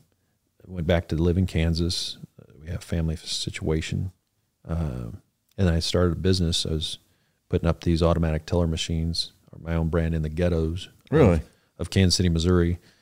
So I say that because I contacted the Kansas and Missouri senators, and I got all 4 of them, Blunt, McCaskill, Moran, Roberts, as well as Congressman Walter Jones, who had fought till literally he died. So all 5 of these send a message over to General Dunford, and he replies to the last paragraph. I have it. Brought it here to Dallas with me. It says, none of these Marines had any adverse administrative or judicial action taken against them. 2015, official correspondence from the Commandant of the Marine Corps, and you know somebody who's a 4-star admiral or general, they don't gun deck something half-ass and send it to members, not just of Congress, but members of the Senate and House Armed Services Committee, to include Congressman Jones, the longest standing at that time member of the House Armed Services Committee. It's thoroughly reviewed. It's not a 2 a.m. drunk tweet, right? No, it's not. And then but in 2019, the General Counsel for the Department of the Navy releases a 12-page explicit statement. The first page says, remove this adverse material out of my official military personnel file. I was retired. So it officially confirms that General Dunford, while he was the commandant, submitted a false official statement to multiple members of Congress. That can't be accidental. That's a felony offense to lie to Congress. Now he's retired and working Lockheed Martin, the nation's largest. So when you see and say, why are these guys, they all seem to be working on these boards, and like Mattis is also working with the Cohen Group, brokering these deals with China. Listeners, China's not our friend. Wake up. They're going to push the 96 miles across the straits of Taiwan, and it's going to be very expensive for anyone that you have that's under 30 years old that could get drafted. And the only way we're going to dislodge the People's Liberation Army out of Taiwan is through amphibious and airborne operations. That's coming. You better realize it. It's going to be expensive in blood, and it's going to be beyond your imagination as far as the financial cost to our country, because these war pimps, almost 80 years ago, a general retired and talked about this, named General Smedley Butler, in a book called War's a Racket. This is going on right now, except we have generals that retired and are on these boards because they have access to the Pentagon. You and I don't have badges. You have to either be a retired 09, that's a 3-star general or admiral or above, to be able to walk into the Pentagon without badge access, or they also have been done, especially if you retired and you've done duty in the Pentagon and you have these relationships with members of the House and Senate Armed Services Committee. People wonder why is our military so woke? Why are they pushing critical race theory? Why are they doing all this ridiculous stuff? Why are they forcing a good friend of mine, the first Marine ever to serve in Army's Tier 1 command, and he retired out of there. His son joined the Marine Corps, F-35 Charlie pilot, most advanced aircraft in the U.S. military on the earth, I'd say. About ready to go on deployment on the USS Abraham Lincoln, involuntarily separated from the Marine Corps. They kicked him out because he wouldn't wouldn't get his COVID shot. So why are we pushing all this stuff still to this day, and wondering why the Army missed the recruiting goals by 20,000, just this last week at the turn of the fiscal year? And people don't, there is a crisis of what's called morale. And when we look at what's going on in Russia and how ineffective they are against Ukraine, which they outnumber exponentially, and their technology is, Russia could just pummel them. But it's when they start this by saying that it's going to be a special military operation and the people in their own country don't know, they're being lied to, their troops are being lied to, there's problems with morale. And that definitely can happen to the United States when we have problems with morale, which we're seeing right now. We better take heart to it. As you guys know, I am a gun advocate. I'm a 2A supporter. I have been my entire life, served in the military. I carry a gun with me pretty much everywhere. And I recently came across and became a member of USCCA, the United States Concealed Carry Association. And I want to tell you about this group because they're a phenomenal, patriotic company that understands the advantages and the importance of carrying a concealed gun responsibly. One of the biggest issues, I think, with you know, the anti-Second Amendment crowds these days is one of it's not understanding, you know, what it takes to carry a gun and really even how they function and what it is to shoot them, but also assuming that people are carrying guns that have absolutely no idea what they're doing. What I love about USCCA is that they have 200 easy to understand videos that give you a lot of training. It's not just firearms training, though. It's laws that are constantly changing. It's the legalities of, if you find yourself in this situation, this is what's legal, this is what isn't. You know, it's kind of a step-by-step process that gives you advice and counsel on how to operate a concealed weapon, both within the parameters of the law and also from a morality standpoint, kind of the right way to go about it, which is a critical component. Speaking of the legality aspect, they also provide liability insurance. If you are a USCCA member and you get into a confrontation where a concealed weapon is used, they provide that insurance for that scenario, which to me is priceless, and it's also very necessary should you find yourself in that position. They have a 24/7 access network to legal providers and attorneys in whatever state that you're located in whatever area that altercation takes place in, that they assign you that person for that jurisdiction so that it's applicable with all of the statutes and laws of that area. The initial sign-up fee is as low as $29. They have different levels that you can go, 1, 2, and 3 to become certified. It's a phenomenal company. If that's not enough, they also, being a card-carrying member of the USCCA, you also get 30% off brands like Sig Sauer, Galco leather holsters. I own both. I have a number of Galco leather holsters that I carry some of my Sig Sauer guns in, and so those are both two good brands, as well as a subscription to Concealed Carry Magazine to keep you up to date on all things concealed carry. And then again, I want to reiterate that self-defense liability insurance, which is huge. So I think, you know, with the state of our country and where it's at, being a responsible citizen means that should you find yourself in a position to protect others, I think you should put it on yourself to do that, and it's the right thing to do. You don't want to do that haphazardly, though. So, you know, I don't think everybody should just go out and grab a gun and not know what they're doing. I think responsible gun owners should carry guns and use them should they find themselves in that position, and we all take it upon ourselves to be the protectors of those who cannot protect themselves. And I think the USCCA is a phenomenal organization that bridges the gap from you know, your average everyday civilian that wants to get involved to somebody who actually can be a protector and make a positive net difference in society. So great group. I'm honored to have their sponsorship, and that's the United States Concealed Carry Association. If you go to uscca.com/mic drop, you can get this process started, become a card-carrying member, along with 650,000 other card-carrying members across the United States. Phenomenal organization. I can't say enough good things about them. I am a card-carrying member, and they're just a great organization. So again, that's uscca.com/mic drop. Do you know why the upper echelons of the military leadership are pushing such a social experiment, woke type of mentality? What is the reason behind that? Well, like I was saying, when you have officers like General Dunford, General Mattis, they're war pimps. General Mattis is working for General Dynamics. So all these guys, General Mattis is an infantry officer like myself. He doesn't have a PhD in mechanical engineering or aerospace engineering. Look at the products that they're selling: missile systems, radars, aviation assets. General Dunford's a grunt too. Yeah. They don't have background in this, but what they have is access in the Pentagon, and they have the relationships with members of the House and Senate Armed Services Committee. It's real important that you understand, like the Senate Armed Services Committee, they receive the recommendations for those being promoted from the Pentagon. The Pentagon recommends them.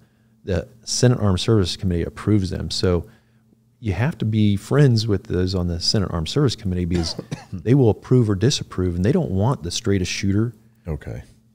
So now it makes sense. So that the people that are in those positions who are greasing the skids for their jobs afterwards are trying to appease politicians on the Senate Armed Services Committee by doing that type of shit. Exactly. Yeah. And they've promoted these guys for the last. That's criminal. And you look at, people think, and I'm kind of both sides of the fence on this. Russia's not our friend either. So anybody that's an enemy of our enemy is our friend. I don't think Ukraine is the greatest country in the world. And so killing Russians is good. And but when we look at like the United States, we in the Marine Corps just got rid of 100%, even in the reserves, 100% of our tanks, all gone. They're not in progress, gone. Oh, we're going to do the island hopping strategy for getting ready for the battle in the Pacific. Okay. But then we give away 1/3 of our shoulder fire rockets, our javelins, to Ukraine. That's okay, because now let's go back to the No General Left Behind program. General Austin, he came from Raytheon. The last chairman of Joint Chiefs of Staff, General Dunford, he works for Lockheed Martin right now, board member. They had a joint venture, and this joint venture makes the Javelin missile. So now you start seeing, That's why they're using that. Yeah, of all those chosen, they chose the Javelin. They've given 5,000, 1/3 of our supplies when we got rid of all our tanks. That's okay because we can make more. And they get rich from it. Yeah. Is it a surprise that we left $7 billion worth of war material in Afghanistan? I mean, if you need to replenish that supply, we've got more to sell you. Yeah. So I understand that. I mean, it's sickening and it drives me nuts, but I can at least understand the corruption and how it's derived in that regard. What I still don't understand, and I'm curious to get your take on, I mean, I can make an assumption, but is why those guys at that level have such a hard-on for coming down on a guy like you. Is it simply because you're the antithesis of what they are and it's an ego thing and it drives them nuts, or is it they don't want people who are legitimately good warfighters kicking ass because it speeds the war up and threatens their bottom line, or what's the driving force behind their issue with guys like you doing what you do, and like why did they come after you so hard? Good question. So I was talking with one of my mentors yesterday, and one of his mentors is a senior retired Marine general. He said, Freddie, I won't mention this general's name, but he's like, he told me before you guys ever deployed, you guys don't stand a chance. And the Marine Corps had this apprehension. It goes back to World War II when they had the Marine Raiders of World War II. From February 42 to February 44, they were disbanded. Stroke of a pen by the commandant. It's not in the best interest to have an elite with an elite. Bye. And they went on, assimilated into the Marine infantry divisions and fought all the way up into the Battle of Okinawa, the last Marine amphibious assault in World War II. But they didn't want them. 1987, all the different services formed into the Special Operations Command: Navy SEALs, Green Berets, Rangers, Army or Air Force Special Operations, Marines. No. In a way, for business sense, it's a good business case that if you're going to pay for that beer, I'm going to drink the beer. And it makes sense because the Marine Corps is very small. We only had a few, like I said, 300 of these Force Recon Marines. Why would we give those up? If we're going to man, train, and equip, we're going to pay all that to have some Army guy use them. And that's exactly what happened. We were the first guys when we formed. Who do we work for? They tried to keep us on the ships, and then an Army general in charge of Special Operations Command pulled us off the ships and sent us in to work for an Army Special Operations colonel in Afghanistan. So, but the Marine Corps slow rolled that. In 2001, Secretary of Defense at the time, Donald Rumsfeld, said, you will create special operations capacity for all services needed to increase it. So you saw SEAL Team 7, they increased in the SEAL teams, and the Green Berets added a battalion per group. But the Marine Corps said, we'll send some liaisons to Tampa, Special Operations Command. So they basically ignored the order. got some more pressure later. Okay, we'll do this proof of concept for 2 years. And so you had the Marine Corps Special Operations Command Detachment 1 deployed to Iraq in 2004 with SEALs into Iraq. They were successful. Then the Marine Corps, big Marine Corps, not the Force Recon Marines that were part of that, big Marine Corps slow rolls that for another year. Yeah, we're analyzing this. And then guess what? The Pentagon, they hedged their bets like Bush, 43, he'll be a one-term president like his dad. Guess what? He got reelected, kept Rumsfeld as the Secretary of Defense. Rumsfeld ordered, get off your ass, start the Special Operations Command. You will have a Marine component in there. So they called me. I was like in the book. I was in the Big Island in Hilo, Hawaii with my girlfriend at the time, and they just said, hey, you're going to report to Camp Lejeune. You're going to be the first company commander for the Marine Special Operations Company, and that's how it went. Yeah. But do you know why they're so gung-ho on stifling your career and story and I mean, trying to send you to fucking prison? Like, what was their angle and incentive for doing that so hard? Yeah. So I described one, but the critical point's the other. So they never wanted special operations, and I was a guy just doing my job. I didn't get a wink or a nod, somebody saying, hey, slow roll this. But I also saw the tea leaves, you know, when they're not doing any military construction, when there's this huge, because of the war effort in that time in 2006, massive budget, so tons of money is coming into Special Operations Command, and you don't even say, hey, can I have a shekel? You don't want anything. You don't submit.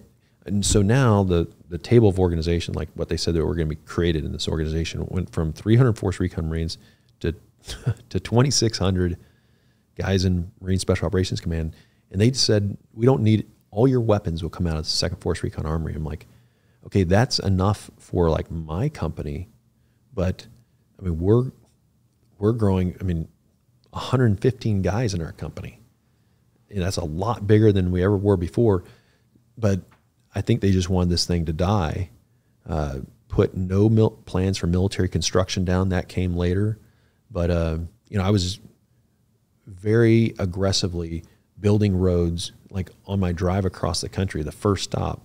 And it goes back to being an instructor at the Marines version Top Gun. My first stop was Vegas. Need to get my mind right out there. No, I went to talk to the instructors at Red Flag, because I know, and I actually recruited our aviation officer from the Marine Corps. He was going through that as a student, but I was trying to build relationships with the joint community, joint aviation, first with the Air Force. Then I drove to Fort Campbell, Kentucky, talked to the 160th Army Special Operations Aviation Regiment, then went down to Hurlburt Field, talked to the Air Force Special Operations Command, went out to Fort Bragg, and throughout the next 11 months, we did interoperability with all these guys. I received so much animosity and pushback from the people in my own command, in the operations section, like, why are you talking these? And the same thing with asking for, we went over there, total shooters, no logistics, not a logistics person, period. And you just can't operate and sustain operations.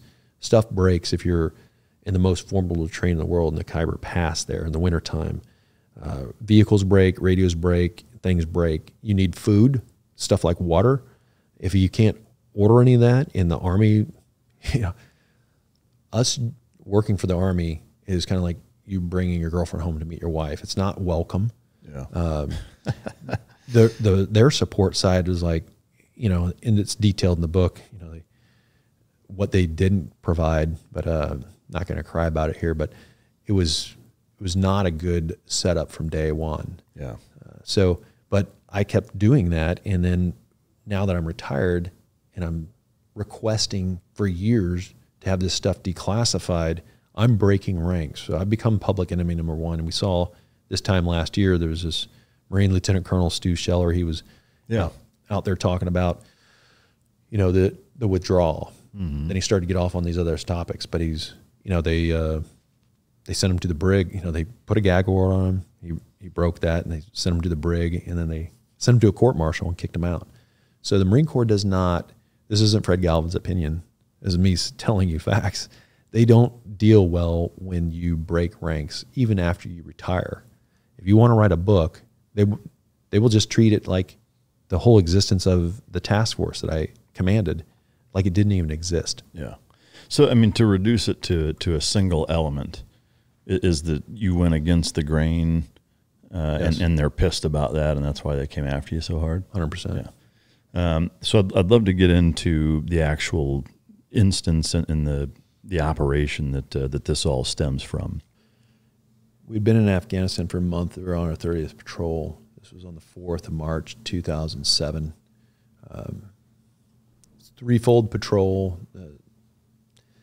First, we were going out to conduct coordination with the Army Military Police. They had one of their platoons right on the border of Afghanistan and Pakistan, and they so set the picture.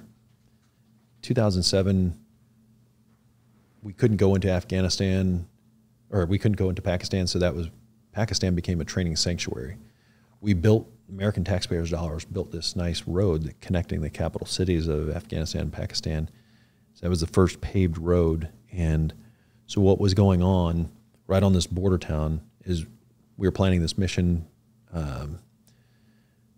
and to get through to the area where we wanted to, we had to go through this place called Badi Ko. It's the first town on the Afghan side. So basically think that you have a training sanctuary in Pakistan. All these foreign fighters are getting radicalized. You know, they go through their like equivalent of Bud's jihad version in Pakistan. And now instead of summiting a 14,000 foot summit in the Tora Bora Mountains covered with snow, February, March, they're just coming across the border. This road that we paved them, which is also fueling this insurgency as Afghanistan has all this opium and poppy, and it's being exported to fund terrorism, being sold around the world. So we have this superhighway that's really starting to accelerate the insurgency against the coalition. So we had some information of these 4 suicide bombers. And so this first town, let's call it equivalent of, like, as Americans know, like an Amazon fulfillment center. And from this big distribution node, it's pushing out to the last mile or a few miles to people to get their jihad on. They're linking up with their handlers and going to Kabul, Kandahar, Herat, wherever, to get the fight on with infidel. We knew where these 4 suicide bombers were at, very reliable. And that morning we go in to assess the pattern of life before our plan was to go back after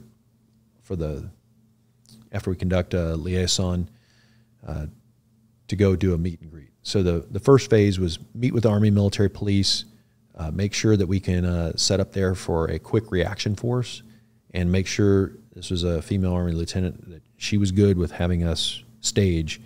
And what had previously happened prior to that, which the Army colonel that we worked with said, hey, we cannot afford to have another Operation Red Wings.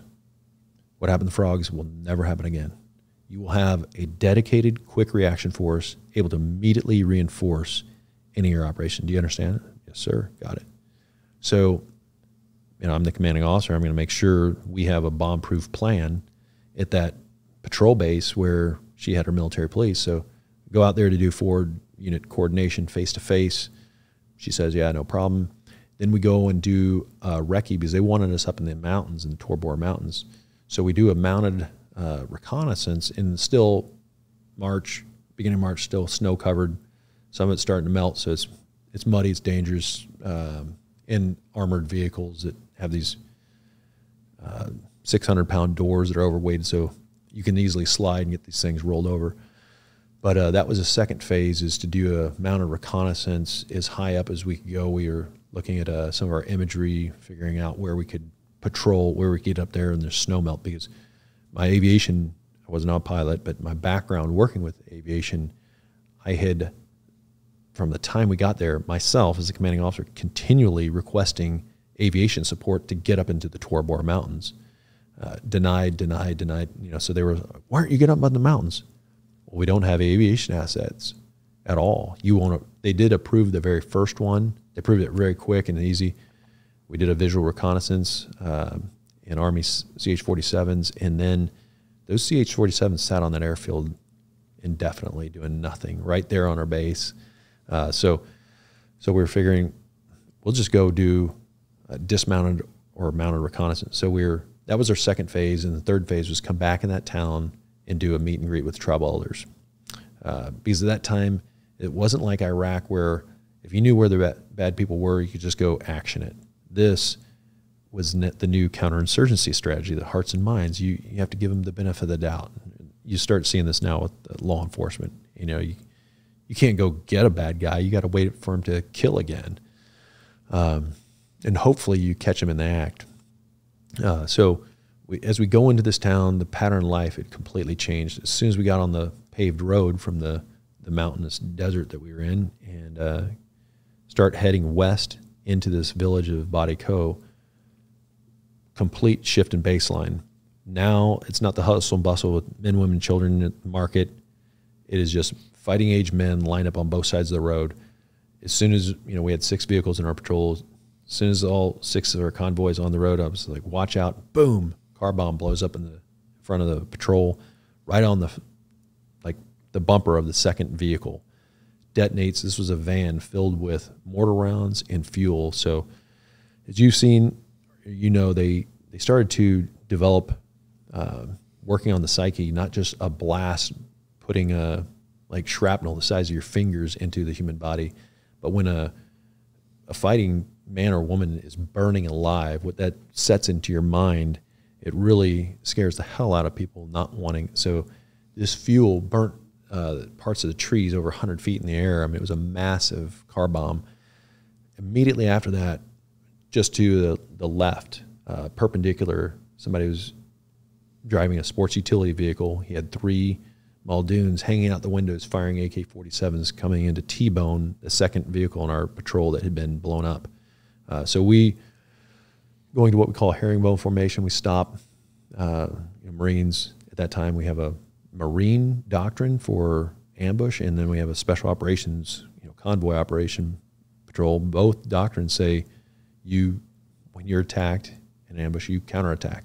So we do just that. We stop, counterattack, make quick work out of this vehicle. The driver ditches and goes literally into a ditch. The 3 guys made quick work. They're killed. The vehicle stops. Immediately after that, and this is at 9 o'clock in the morning, broad daylight on a road. Then on the other side, on a right flank, into this depression was this dry riverbed. Not a lot of people are saying, oh, you guys killed all these civilians. Like, where we were shooting at was complete perpendicular down a desert road. Nobody, and then the other side was into a dry riverbed that we were in an elevated position shooting from the road down into this dry riverbed where they had they were well trained. They had a suppressive element providing suppressive fire, and another advanced bound towards us, and they were leaping, coming into us broad daylight, firing at that second vehicle. Our first 2 vehicles aimed in and just destroyed, these dismounted troops. Quick work. We were still receiving sniper fire from a hilltop, which the Army Criminal Investigative Labs, USACIL, took the armor off our vehicles and determined that it was impacted by Soviet Dragunov sniper rifle ammunition, because the Air Force investigating officer that later investigated said his incredible experience as an Air Force investigator, he opined that we had shot ourselves. So like when you're in a column, vehicles in a row, that would take, we had one guy, all of our vehicles were completely enclosed except for one, and that was the one that was hit with the car bomb. And that was it had a steel like compartment, open air, so we can load a casualty. That was our ambulance, and it was the only one that was not completely enclosed. So it looked different. It was less protected than the other vehicles, and that's the one that the enemy targeted. Did you guys lose guys from that one? That was another miracle. No. Wow. So we had a guy, the turret gunner, got a piece of shrapnel in his bicep. He was on fire.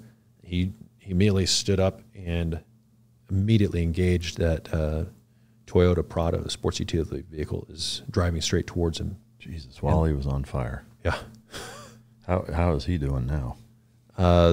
So he doesn't have issues with it. I mean, he deployed with Force Recon in the height of the insurgency in Iraq. This deployment went on another deployment. One guy got out voluntarily. That was his plan. He was just going to go on this last hoorah with his Force Recon brothers.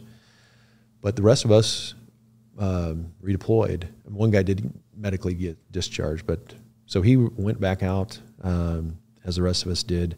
Yeah, what a stud. But mentally, he and the others don't have issues. Myself, the other guy who went to court, the co-defendant, I was talking to him last weekend. Can't say what he does specifically, but the issue that all of us have had is not from anything that we've ever done in battle. We don't have, I hear these guys, and I'm not saying they're not having issues, because that some people, it's just not programmed into us to see somebody's internal organs torn apart, their head, if you're shot through in the tissue when it exits, is pretty horrific. But we were well trained to understand what that was going to look like and to visualize that and have people who've been there explain all that before we ever got to that time. Yeah. And the training that we received in Force Reconnaissance and Marine Special Operations was outstanding. But what we never expected, and what's hard to deprogram, is how, you read the book A Few Bad Men, how many people went after us so zealously to lock up. And when they knew, they had all the proof that you could ever ask for. And it's laid out in the book. Like, this is this guy's testimony, is boom, boom, boom, boom. And then you read like Appendix 3, and you read 79 of these Afghan statements that are completely contradictory. And like General Mattis, who's a convening authority, he's not an idiot. Yeah. He knew, his investigators collected all this information. And then you see Appendix 4, it was all the enemy activity in that village.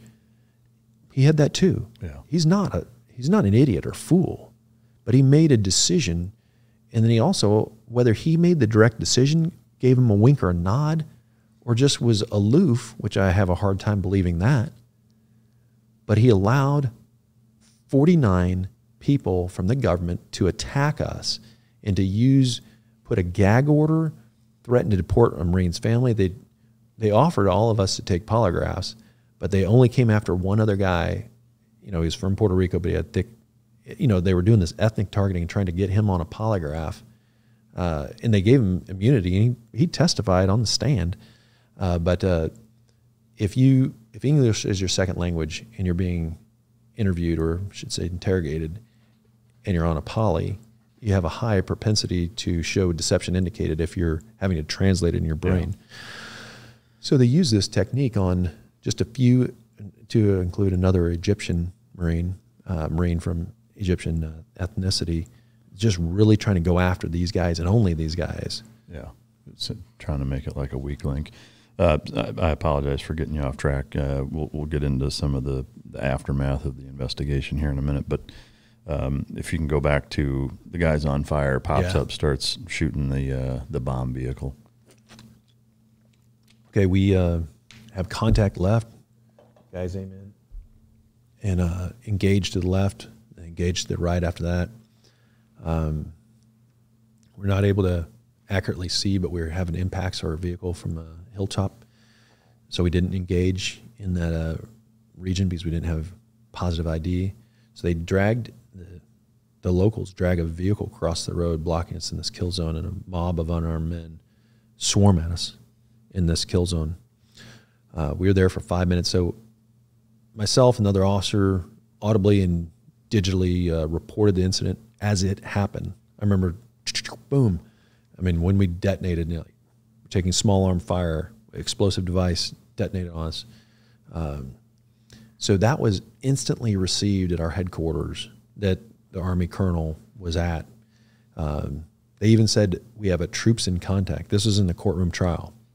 Testified that this happened. So as soon as, we knew, okay, there's 4 suicide bombers in this little village. One just went off on us. There's no reason to drink chai with the tribal elders and see if they'll give us any information on if there's bad guys in this town. Clearly there are. Yeah, there's 3 more. You don't get out of your most defensible position when your threat is shrapnel and fire being blasted at you. So we stayed there, engaged. The vehicle that was blown up had its communication knocked out, so they used hand and arm signals for okay, and then it could move. We were surprised because it got hit and drove through that fire, and from what we were looking at, I thought they're all dead. So, we stopped, engaged. As soon as we could assess that everyone is okay and that we can move, the sergeant, who was a turret gunner in Vehicle 1, made a smart move, fired high above the heads of the unarmed mob. They cleared, like parting the Red Sea, so we could bypass that vehicle they dragged across the road. Then we get back to the base. This was 20 minutes after our initial ambush against us. It was already, here's the second prong attack of the enemy. It's the information warfare arm. As soon as we get back on the base, a gunnery sergeant comes up to us and says, "Sir, it's already out there on the BBC radio that you guys have killed civilians." And then we started getting this dog pile, New York Times, everybody, Marines slaughter, men, women, and children. The Afghans, their testimony, they're saying that we were drunk. I don't know if you ever heard of this technique, Mike. They said, this is the Afghan. this is what they said, that we were drunk and we used slingshots and hand grenades. I don't know if you ever heard of this technique where you pull a pin off a hand grenade, put it into a slingshot, and you're on the top of a turret and fire it. They said that we did that to make it look like we staged this explosive device, and that we were drunk after that, and we went door to door sport killing. Literally, they said men, women, children, farm animals. And then we went back later to cover it up and to police up the scene. But how did you guys get out of the actual ambush itself? Once the mob parted, did you guys just bail from there? Yeah. So once they split from the west egress point, which was where we were driving to the west, we just drove around the vehicle that was on the road. So we drove off the side of the road and got around it and headed right back to our base. So that ended the engagement at that point. It did. Did you guys, so you guys engaged the one vehicle, and then some other guys that were down in the dry riverbed. Yes. How many total guys did you guys engage, do you know? Probably engaged like 24 guys. Now, also, immediately after we left that kill zone, there were vehicles that we used escalation of force. So we fired machine guns as we were trained to, in front of the vehicles, and then when they don't stop, you shoot into the engine block. And but we never had to go up and shoot any civilians themselves. But when there's a big, massive car bomb that you see for miles, there was a picture of a non-governmental organizational worker. She took this picture, she presented it in the court. This is a massive car bomb, a van. And then you're in other vehicles and you're driving on the other side of the road, going beak to beak against armored American vehicles.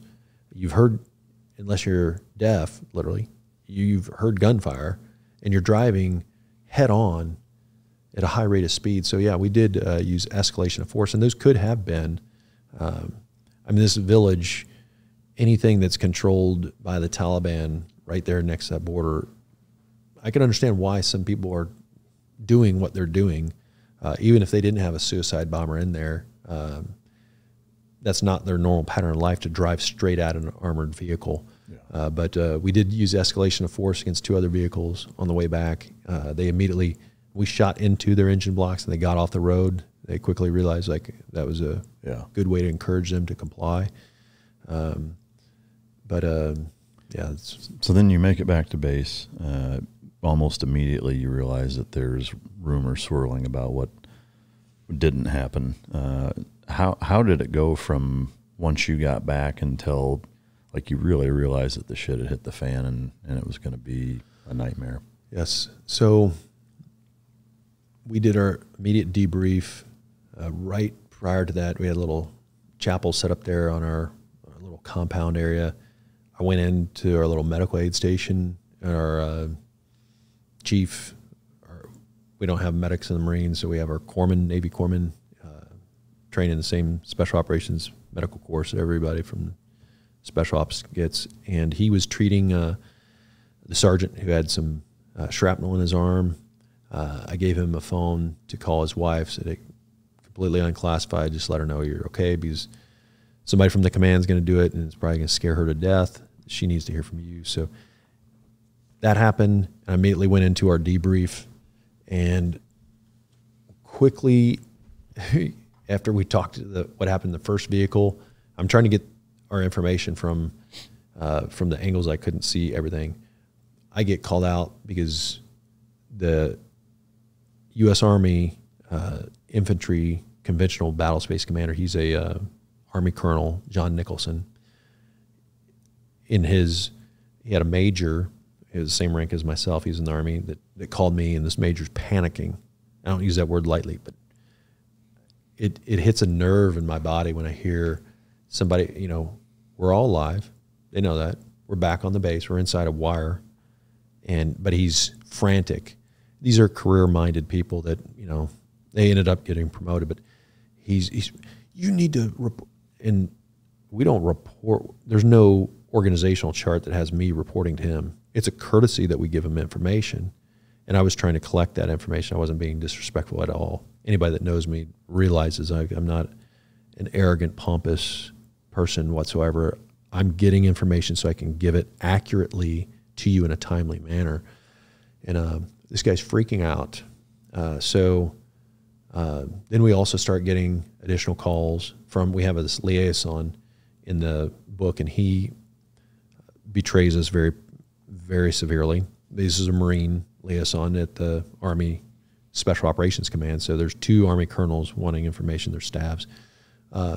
So I have our executive officer and then the platoon commander, the other Marine captain that was on the patrol with me. Hey, draft this up, send it up to our higher headquarters on the Army side. I'll go, because there's a colonel on our little base, I'll pay the courtesy and respect face-to-face to feed the beast. And this has started to get up pretty high level pretty quick. International news, our U.S. national news. They did start a riot in the nearest major city in Jalalabad. That led to pressure on the provincial governor, Sharzai, to pressure the president of Afghanistan, Hamid Karzai, who publicly condemned what we did.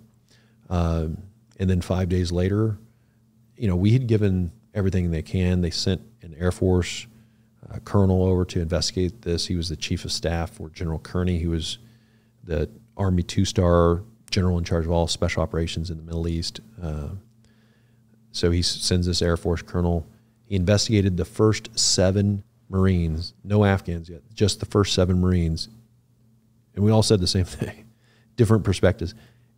The decision's made to kick us out. So he comes in from the Persian Gulf there in Qatar and starts to investigate us, and the decision was already made just to, calm things down. These guys are sacrificial lamb. They're going to go.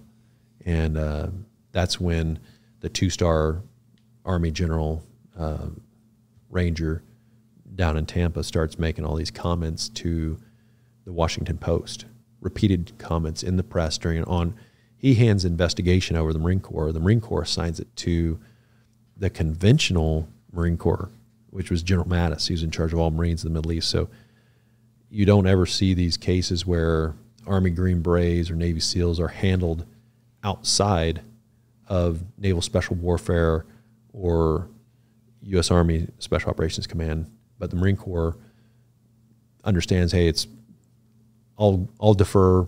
I don't want to touch this myself. They do the Pontius Pilate and give it to Jim Mattis. that leads to the dogpiling. That leads to these interrogations. Read about it in the book. It'll just really, don't read about it before dinner or after dinner or before bed. It will, when you read the comments that people made on Amazon and other places, social media, it's so disturbing to them. Yeah. This is not what we're supposed to do. And you wonder why we lost the war after 20 years. These guys are using weapons designed 2 years after World War II and homemade explosives, and we lost to guys. Yeah. Yeah, I mean, we have our own, we step on our own dick nonstop. What happened to you guys afterwards? So what was your path from when they decided to kick you out until you actually got out? Yeah. So interesting question. So during the whole trial, and people say, well, you know, the presumption of innocence, right? That's not. It's really never the case. I mean. No, and that's not how they treated it when they interrogated us and what was going on to the Marines. And you read this stuff in the book, it's just, it's most unethical and illegal conduct of senior officers. But they, on the other side, they had to have known, because there's other places they could have put me in charge of 10th Typewriter Battalion or something. They put me in charge of training for the entire, this would be like the training officer for all of Naval Special Warfare. Yeah. If you had a guy that you thought was a sociopath that was on the patrol, he's the commander, just did a mass murder like Lieutenant Calais of Melee of the 21st century, you wouldn't put that guy in charge of your entire Marine Special Operations Command, the component training program. No way.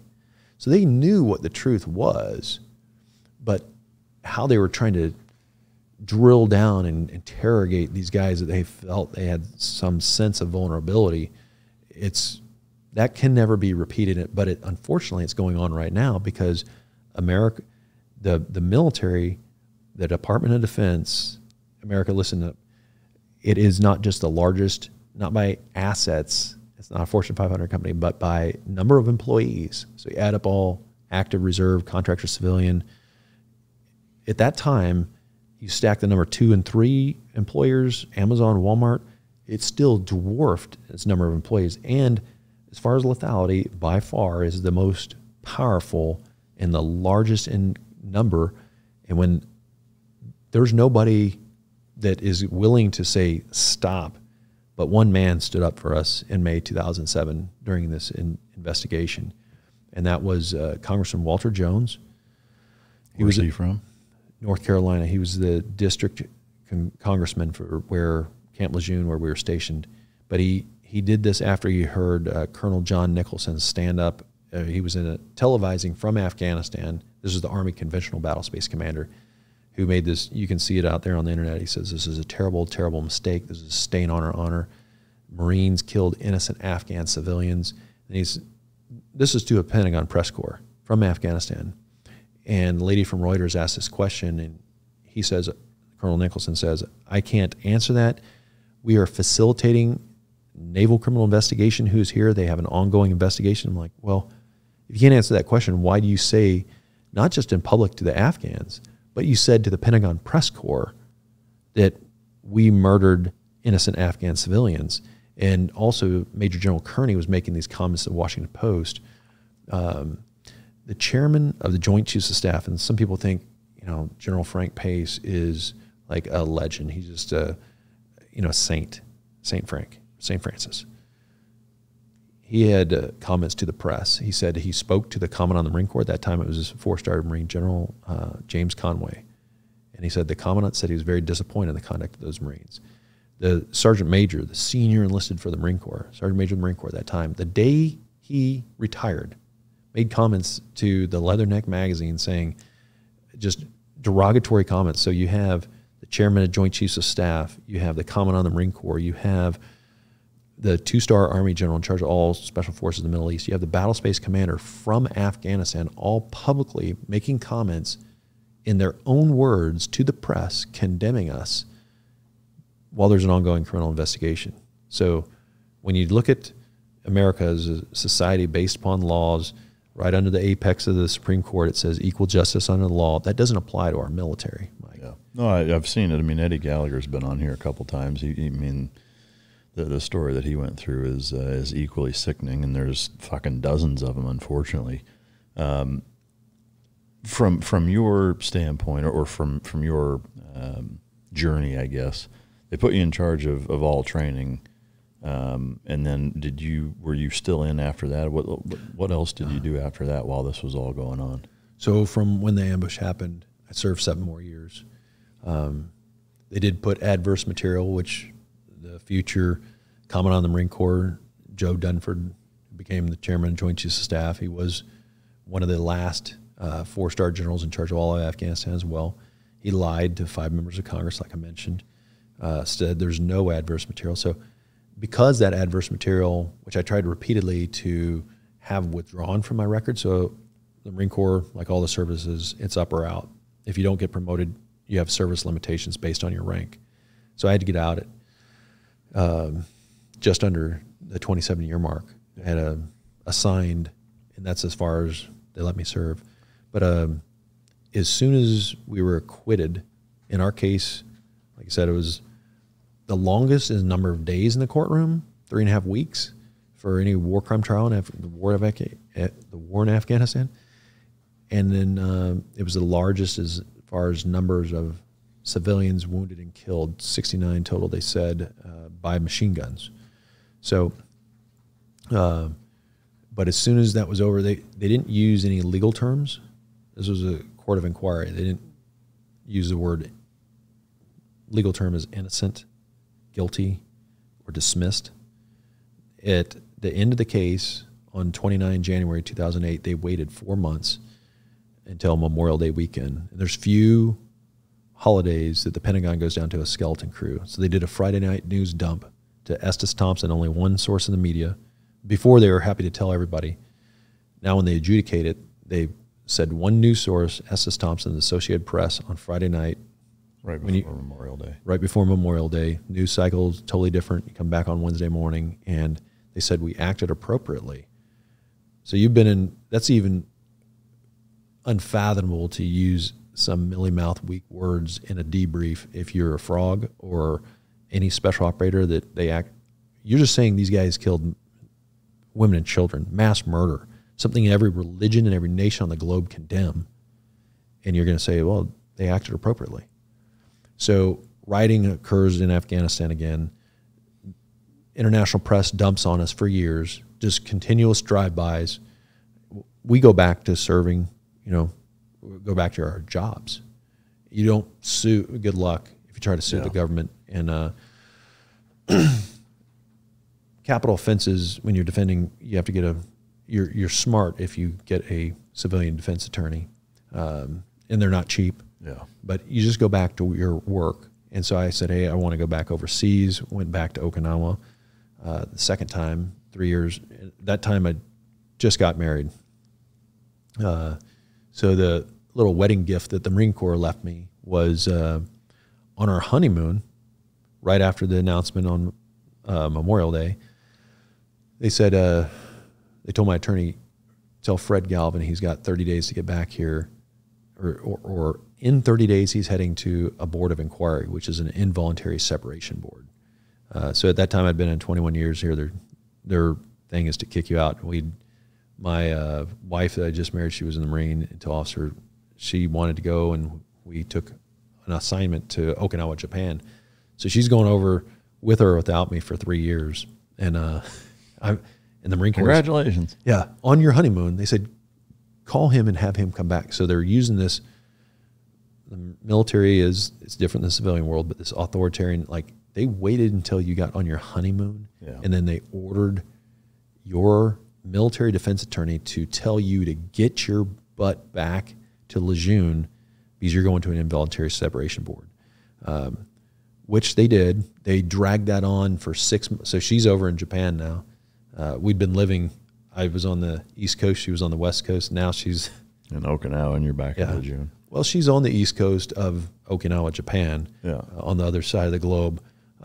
Makes it convenient. And then they say, yeah, you're going to go to this trial, but we'll kick the can down the road, drag it out for 6 months. For that 6 month period, I'm just curious, do they put you up in like the officers' barracks there, or is it totally on your own? Like, how, is that considered I was stationed in Lejeune. I was still serving with the Marine Special Operations Command, so I've stayed in my little apartment. Yeah. Yeah. Okay. So my pattern of life was, I was still working as a training officer, other than I'd been told I can go over to Okinawa, but surprise, we're going to send you to this involuntary separation board to kick you out. So you may go over there, you just be a civilian.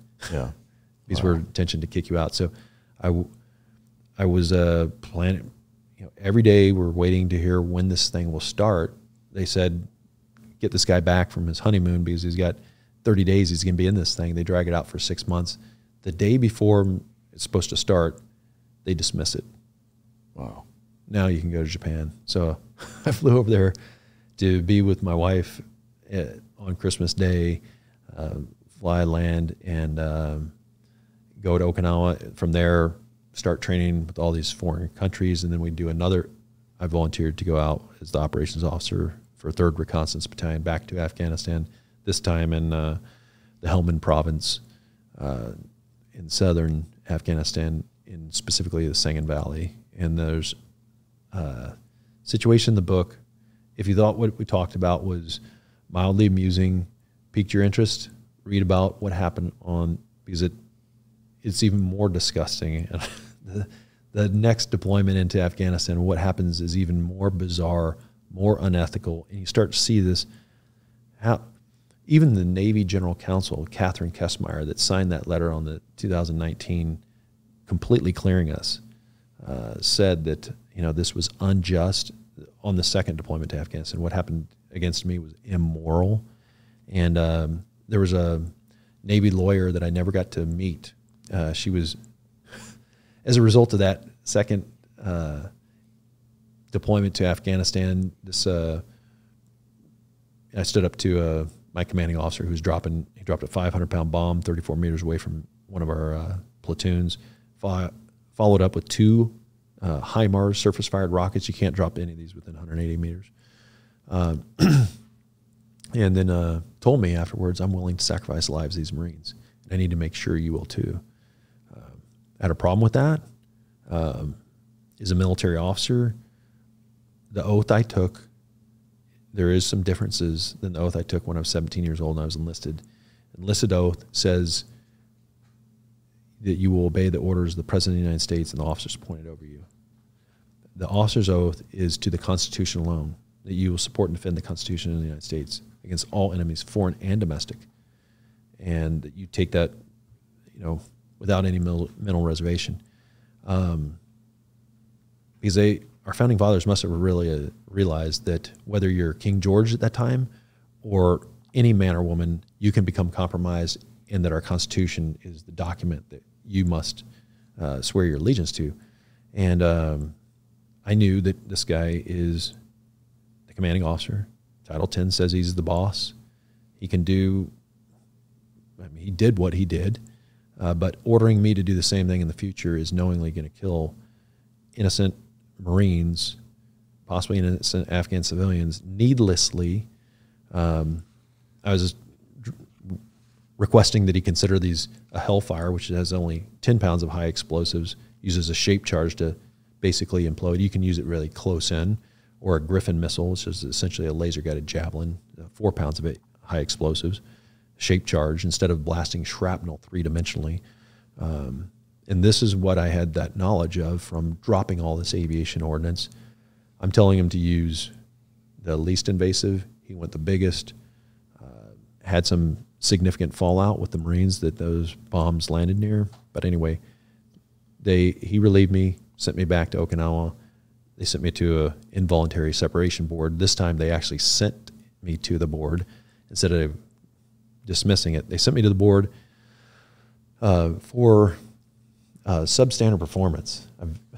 Actually, at that time I'd been in like 25 years, and there's a block on your evaluations that says performance. Yeah. I've never had anybody mark it substandard. Now, some of these leaders that hated me dinged me for judgment, but none of them ever marked anything anywhere low as far as performance. But so we had this little one-day trial. The panel was unanimous. They dismissed everything, and then they said, "You're gonna leave Okinawa." Talk to the. So I wanted to go back to the West Coast, maybe Hawaii. No, they sent me to the East Coast. To the 2nd Marine Division. Yeah, actually, they didn't even send me there to Lejeune. They sent me to a Navy base there in Norfolk. Oh wow! But and that's where I retired out of. Yeah. One thing that struck me as curious is that, you know, after all of the bombardment that you had from, it sounds like kind of specifically Mattis, or it was under his watch, thumb, whatever, that the 49 investigators and the 4 attorneys and what have you, that everybody was hitting you so hard with, that did he not follow up with that case after that happened to even let you go back over there? Like I would think that if he was that hell-bent on prosecuting you, even if, you know, they deemed he acted accordingly and it didn't go anywhere, that he would make it his you know, kind of mission to not have you go back overseas, or did that just not play a role? Or interesting, because he became in charge of all U.S. forces in the Middle East. He was a CENTCOM commanding general. Too small a fish. I think he was in charge of so much. He probably didn't even realize that was ever even in my intention. So I went over to Okinawa, and that's where at that time most forces were deploying to Iraq or Afghanistan from the east or west coast. Okinawa is a land that, you know, time forgot. And so I went over there, but they were deploying from Okinawa too. But it was just something that's probably, I'm assuming that it was not on his radar. This guy wants to go to Okinawa. Yeah. He's not requesting to go back or stay in the Marine Special Operations. Do you know if he was aware of the verdict or non-verdict, as it were? Do you know if he even had knowledge of what they determined? I can't. I mean, I've never even met the man, so I don't know for sure. But I mean, he just left there. So he turned over during the investigation. He was the commanding general. So when all the mayhem was going on, but then in the courtroom at that time when they actually went to trial, he turned it over to Lieutenant General Helland, who was a convening authority, and General Helland also allowed this misconduct where you're continually bringing the media out of the courtroom during all defense. So if you look over some past commanding officers and operations officers and people who were my mentors, Colonel George Smith, Colonel Brian Boudreau, Colonel Pete Petranzio, Colonel Greg Sturdivant, all these people were witnesses, character witnesses, hadn't been in Afghanistan, weren't there when this happened. Nothing classified to talk about. Now you can go on the internet and see all these witnesses. They had their testimonies in the media. You won't find anyone that had exculpatory evidence. You won't find anyone that had any just character witnesses. None of that. They provided and again, this goes back to information warfare. We expect the enemy to do it, and that doesn't blow my mind that the enemy was causing all this stuff in the media, but we are not. It's illegal to do against your own troops, against American people. And when you distort the truth and paint, now the jury heard everything and they made their decision, they made it right. But the convening authority was allowing or directing the media to constantly be moved out during all exculpatory witnesses, all character witnesses. They didn't just put them out in the lobby, Mike. They put them 2 buildings over and on the 2nd floor, so they couldn't hear anything. So when bad shit's being said, bring the media in. Yeah. If it's not being said, get them the fuck out. That was their policy. Yeah. So you guys were accused of killing 69 civilians, correct? Killing 19 and wounding 50. Okay. A total of 69 wounded or killed, they said. Do you know, or not do you know, from the investigation, was it ever determined how many, if any, civilians were actually killed? It wasn't. There was never after all that investigation, they never, no. There's no, do you know what the results of the investigation did conclude? I mean, what did it conclude? It said that, their final statement, that we acted appropriately in accordance with the rules of engagements for a complex ambush, in accordance with the techniques, tactics, and procedures for a complex ambush. I kind of messed that one up, but they acted appropriately according to the techniques, tactics, and procedures for a complex ambush. And there's some things that are still classified, but they opine that there could have been some civilians killed. So they do know that the only body that was found, and this is why they use a court of inquiry instead of a court-martial, there's no prima facie evidence. There's no body, bullets, and blood and all this. They found a torso without any heads or shoulders, and that was the only body they found. They believed that was the Afghan National Army, that was the body of the suicide bomber. They didn't find anybody else's body.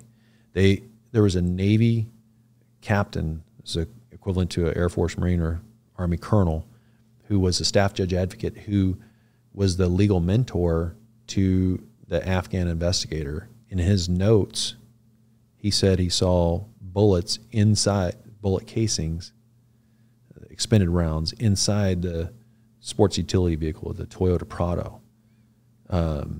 He also, after he saw that our courtroom, our trial was publicly being broadcast, he sent a letter to the colonel that was in charge on the Marine side, the senior Marine attorney, and he was a legal advisor to the court of inquiry. He said, I have some things I would like to talk about how this was being handled on the U.S. side. Because he was kind of the liaison he was for mentoring the Afghan legal advisor, but he'd also talk on the U.S. side. But but none of that was ever investigated. Like, why wouldn't you pull the thread if you say, hey, I'm a Navy captain, a very senior legal officer in the Navy. I'm here with the Afghan, and the Afghan investigator said there is evidence that the Marines were ambushed. That was from the Afghan investigator, but the U.S. investigation, which he said he's uneasy at how that's being handled. They had this one-sided story that believed. Just read Appendix 3 of the book. If you just start off reading that and you're like, these guys believe that? How could Mattis believe that? I mean, it's all contradictory. None of it makes sense. And these guys aren't stupid, but whether they wanted Marine Special Operations Command to survive, whether politically, here's another thing, Mike, too, and I don't have any proof of this, but like I was saying, there was this very bloody war, this surge being pushed in 2007 with this massive, there's over 100,000 Americans in Iraq, and that thing was melting down on CNN. What do you have in 2007? Well, you're going into a general election for the presidency. Between Obama and McCain. So you take your pick, and now, I didn't realize this being a guy from Eastern Kansas, we're political pawns. This stuff is going down. It's being broadcast all over international media that now you got these Marines wiping out women and children. What will McCain do? You'll have more of this. Yeah. So, it was being painted, and people saw the tea leaves. Hey, people that have done these investigations, they were a little bit light or too lenient. Now let's dogpile these things, and that's the direction it went, and we were the ones that got wire brushed.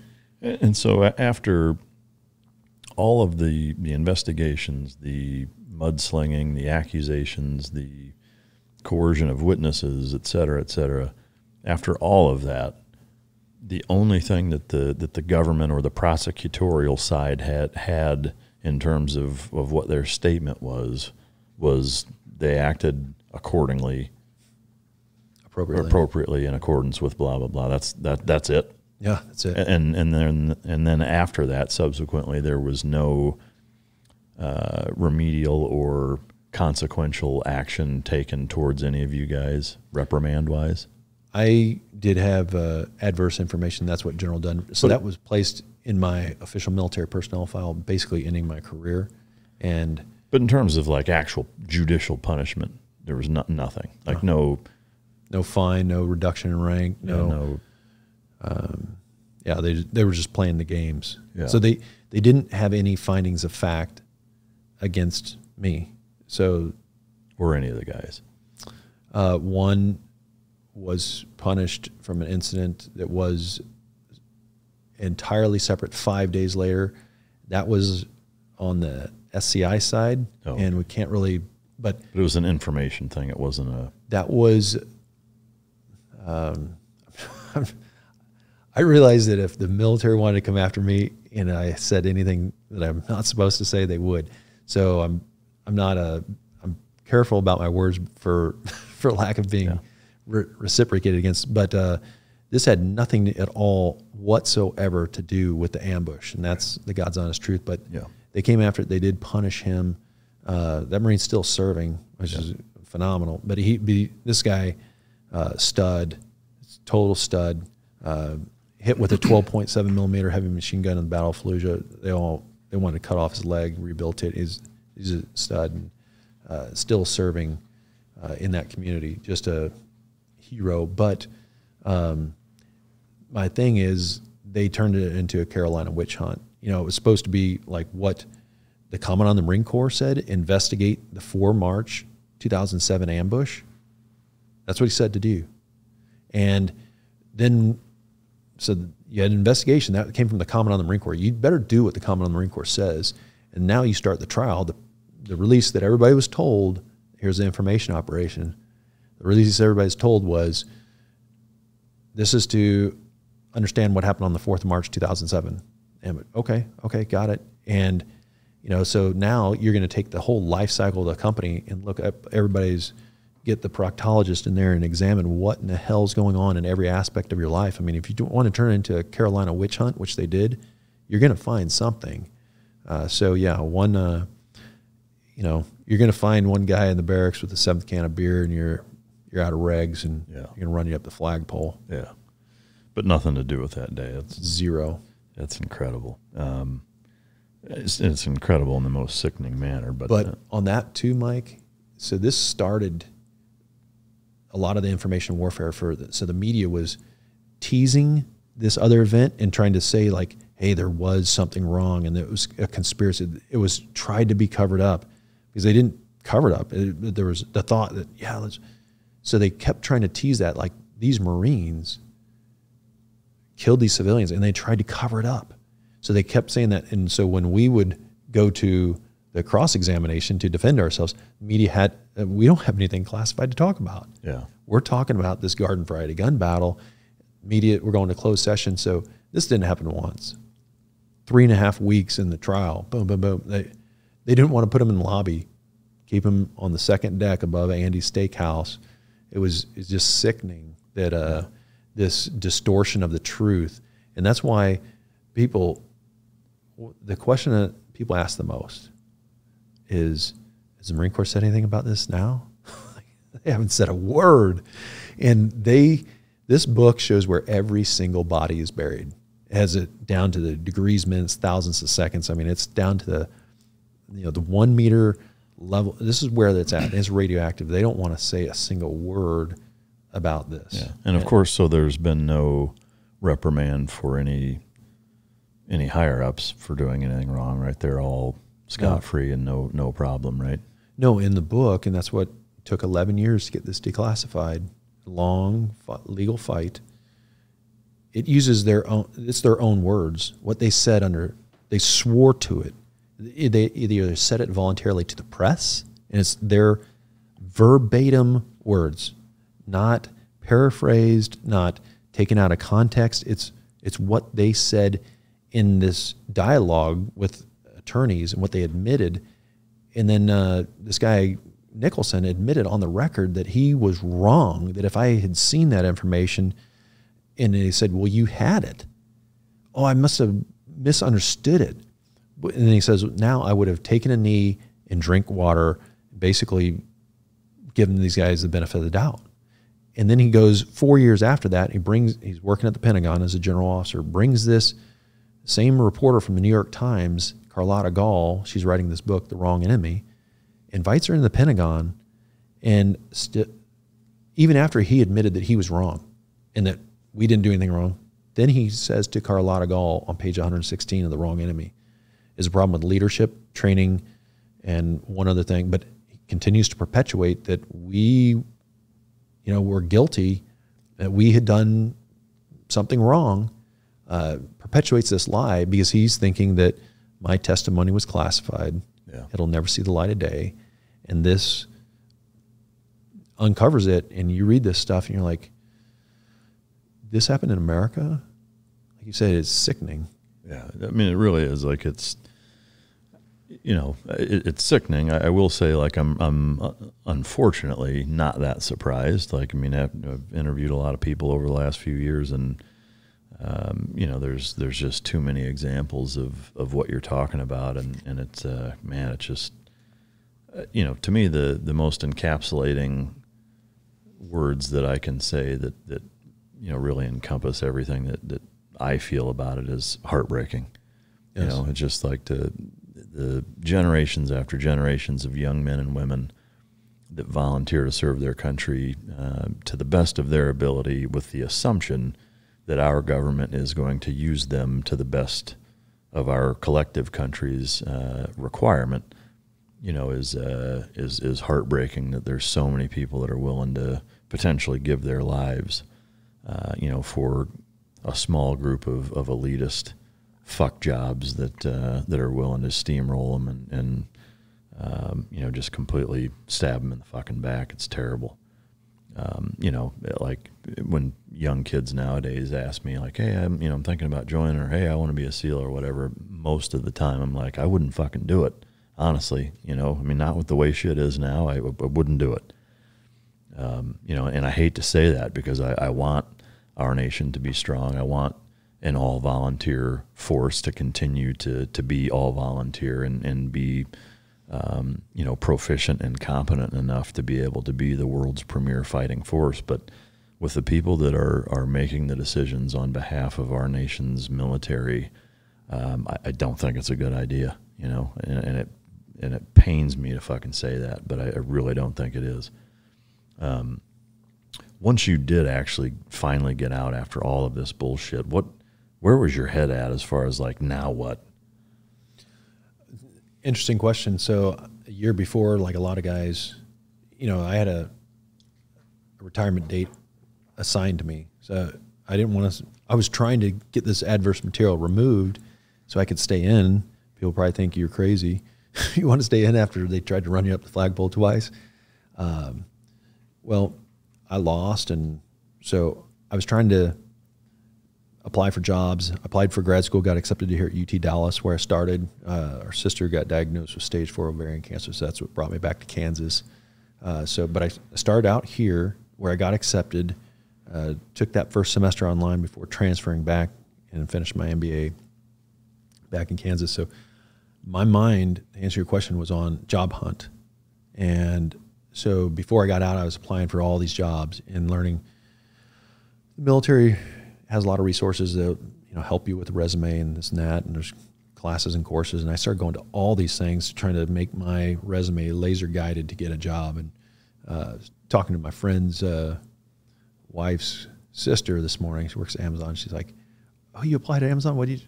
I was trying to be a material handler, a yard hostler, some of these entry level basic jobs, handling totes and products. And I'm not trying to say I wasn't thinking C-suite. I was. Yeah. was going to be, frontline foot soldier on any company, but when you're painted as the poster boy for the largest mass murder in, the U.S. history in the 21st century, people aren't exactly asking you to babysit their kids. Yeah, let's bring Jeffrey Dahmer over, and so it was hard. I started my own business, ran that for 5 years, sold it, and then took a job in Hawaii back with the Department of Defense, and I worked couple different assignments there for 4 years. Can you talk about those, or are those? Yeah. So I was doing a job with the Joint Interagency Task Force. That's a counter-narcotics task force. I was a rep for mainland Southeast Asia there in the Golden Triangle, and then had that job, and then a couple other in the information operations for both Special Operations Command Pacific and then for the Marine Forces Pacific. And then I had this opportunity that I'm at Tesla now to be their training guy for North America. on the distribution side. So from just think distribution like an Amazon fulfillment center, like it has all these parts and products that if you want solar panels or parts for your vehicle after the market, from floor mats to fenders to replacement windshields to you name it. Yeah. And then we are also the downstream partner for the parts advisors at all the service centers from Toronto to Mexico City, and we also took ownership of Asia Pacific minus China. Yeah. So, you know, taking one step back and thinking of the fact that you, after all of this, you got out and a few years later got hired by the DOD again. One of my favorite adages is what you do speaks so loud I can't hear what you say.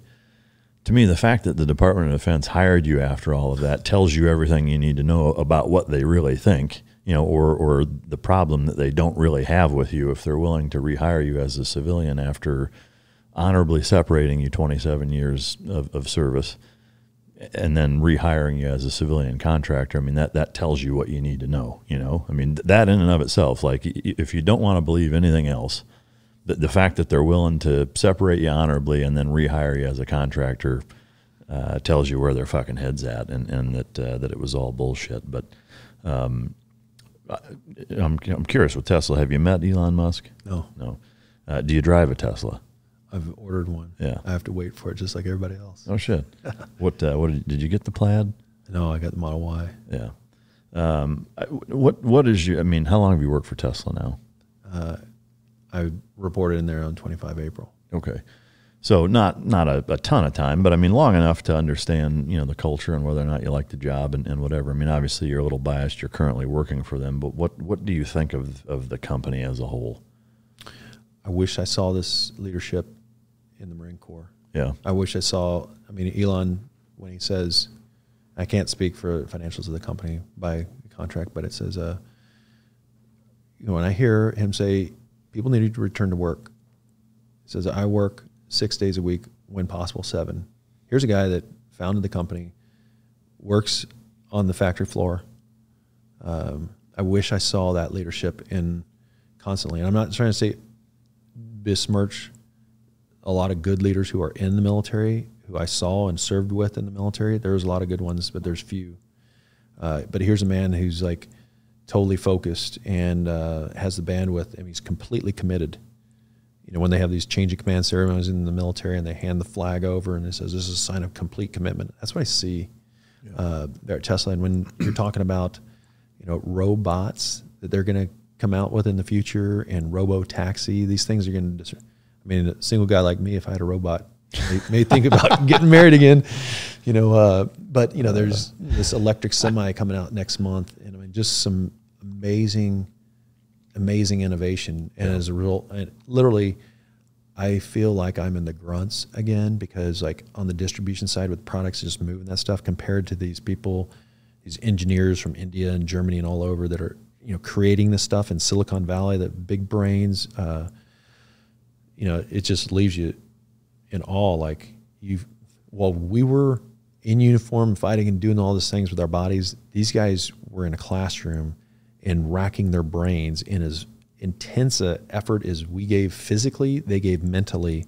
And you see these guys are the modern day samurai of the engineering world. And it's just something so far from my brother's an engineer and my nephew's about ready to graduate. And I see that's something that I could not have done. I just didn't have the attention span to focus on those type of engineering concepts. And I give my hat off to people like that. It's really, it blows me away to work around people like that and see what they do writing on this glass, look at these screens, and the stuff's being applied by robots right when, you know, it's like, it's amazing. Wow, it's wild. From a company culture standpoint, hiring process, just the nuts and bolts of your experience from having been there, is there any element to any of that that's like wildly different from other companies? Like that's a kind of a standalone that's exclusive or specific to Tesla?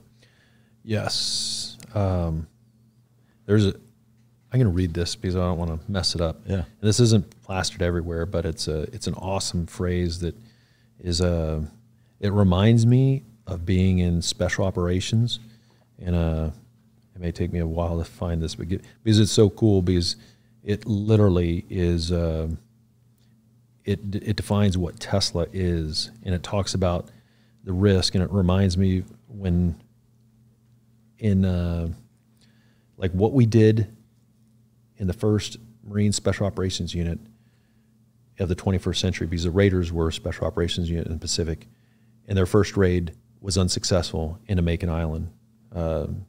The President of the United States, FDR's son, was the executive officer, and they wrote a surrender note on Macon Island. And Tokyo Rose used that as propaganda across for the rest of the Pacific campaign.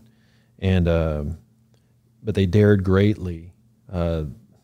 Same thing, Desert One, the first real mission from Army Special Operations Tier 1 unit. Disaster. SEAL Team 6. Grenada. Grenada. Two fatality incidences, but you look at these and how you develop as a nation, and here's the saying, and I love this because if you ever read that book, The Guts to Try, it's about the Desert One raid to attempt to rescue the Americans from Tehran. And they wrote on the case of beer that the British SAS dropped off to the guys when they came back to Oman, and just wrote The Guts to Try. They knew what, our intel had leaked they knew what was going on when they came back. But this is what's written in our work. It says, when something is important enough, you will do it, even if the odds are not in your favor. And I'm sure if you're at Microsoft or Facebook, there's people that, just are going to put in the extra effort. They're using their minds. But the odds, when you're talking about making robots, making an autonomous pilotless car, a robo-taxi, and you think about globally how that's going to disrupt, and how that's going to change your life.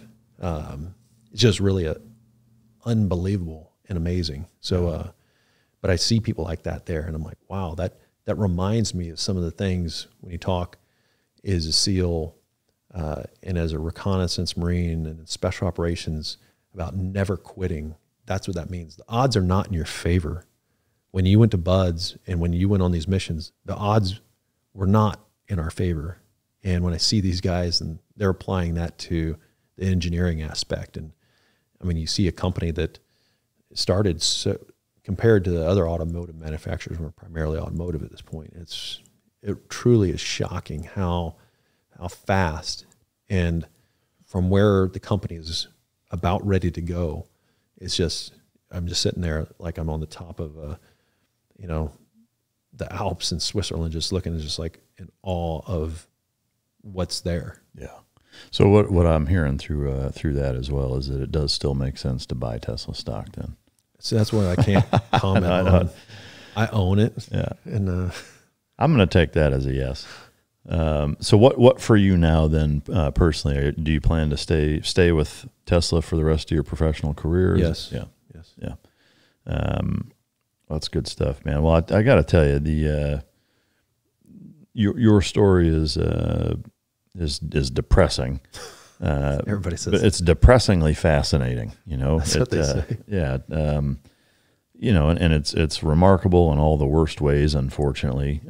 I wish it was more of a surprise, but unfortunately to me it really isn't. I've just heard too many of the same things, and I wouldn't say that I've lived it. The leadership that I had, there were some good ones and bad ones, none of them that are in the same category as the ones that you dealt with, fortunately for me, but there's just been too many examples of other folks in our armed services that have been through similar situations for me to have much faith in the big picture of the DoD at this point. But I cannot thank you enough for coming and sharing your story.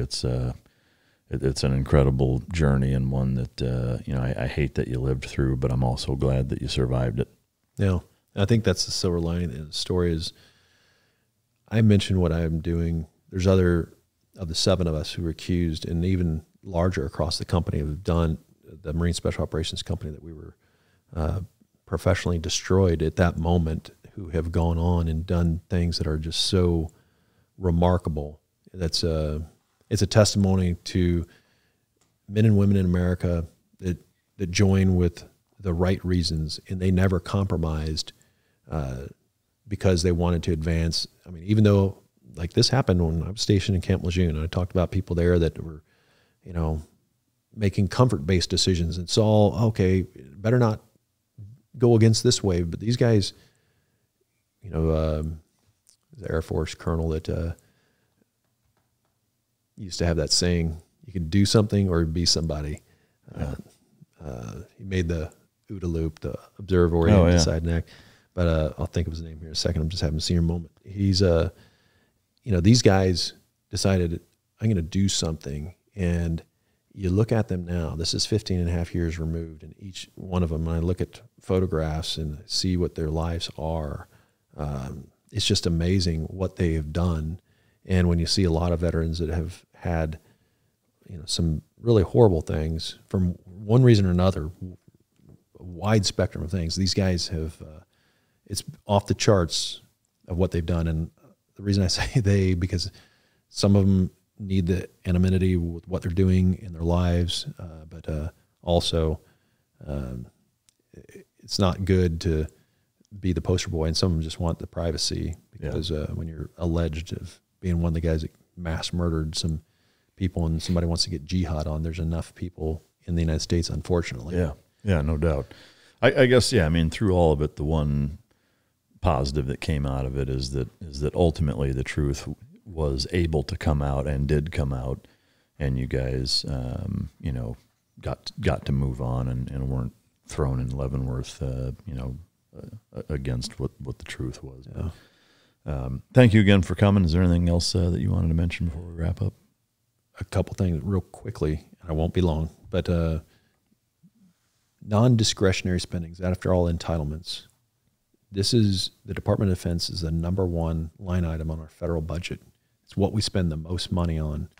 And if we're not getting the results that we need, people need to be held accountable. People love to hear the movie in Spartan, the 300, we hold each other accountable. Call your congressman, your congresswoman, your senator, and if they don't give you an answer about a similar case, one that's going on right now called the MARSOC 3, then you know who to vote for next month or who to not vote for. If they don't care about one of the few things that's written into our Constitution to provide for the national defense, and they don't even care about an ongoing case, get rid of them. I don't care who the other person is, don't vote for them. If neither of them do it, you need to make an example. And I appreciate you having a heart for the military, but this stuff has gone on too long. Like you've said yourself, there's too many cases, and the guys and gals, the frontline foot soldiers, can't fix it themselves. They need Americans to stop this, these war pimps who go on to work for these military industrial complex from just running these guys and gals to the meat grinder, and it's got to stop. Yeah, incredible point and much appreciated. Agreed. One case, for example, is too many, but there's just there's a bunch of them. Was there another point, or was that the? That was so. The MARSOC 3 is the current ongoing case. They're going to court martial all three of these guys for defending themselves against a guy who attacked, surrounded him with 7 of his buddies, clubbed him. They used one punch. They're going to trial for homicide. All 3 of them, to include the guy that was punched in the face twice, January 2024. Their case has been going on at that time by January for 4 years. This is un-American. And you read it, the details of their case. They tried to have a gag order put on them, and all the details. Their defense attorneys threatened, the military defense attorneys threatened, the case thrown out. Now it's been appealed, and they're still going after them. So the bigger implication is you won't be able to defend yourself if our military personnel can't even defend themselves and apply what they were trained to as far as being the minimum amount of force, everything they were taught from boot camp to being a special operations breacher, sniper, to use the minimum amount of force to defeat the threat. But it really makes me disgusted. It's still going on. Amen. So you heard the man, so follow it. Anything else? That's all. Thanks, Mike. Yeah, thanks again for coming. I appreciate you taking the time. For you, the listener, I hope that that this was, if not eye-opening, at least, confirmed, your thought process and opinion / feelings on what needs to take place and transpire in this country, for it to be where it needs to be. So if you don't agree with that or you didn't enjoy it, you can feel free to choke yourself, as always. I do appreciate your support show after show. If not for you, we would not be able to bring you these insightful and incredible stories of journeys of heroes such as Filthy Fred, which I do need to. I don't know if you want to share where that name came from. It came from one of the buddies. I'm actually staying with him here in Fort Worth, but we were in Iraq and just going after the enemy, and he was really complaining because he's like, "Man, what stinks so bad?" And I would take my socks off and lay them over my boots to dry out. But we were just going mission after mission, and I would say he was a pilot. I was the Force Recon platoon commander, so every aspect of the planning I was involved in. Some of the pilots didn't have to do it so I didn't quite have as much time, and hygiene was not the number one priority of any special operator. And so, the name kind of stuck, unfortunately, and literally Filthy Fred. Yeah, I thought it was going to have something to do with a bathhouse in Thailand or something. You may know about that as well. Well, that's good stuff. I hope that everybody was listening long enough to catch that last little tidbit. But thank you again for your support. I appreciate it. And until next time, this is Mic Drop.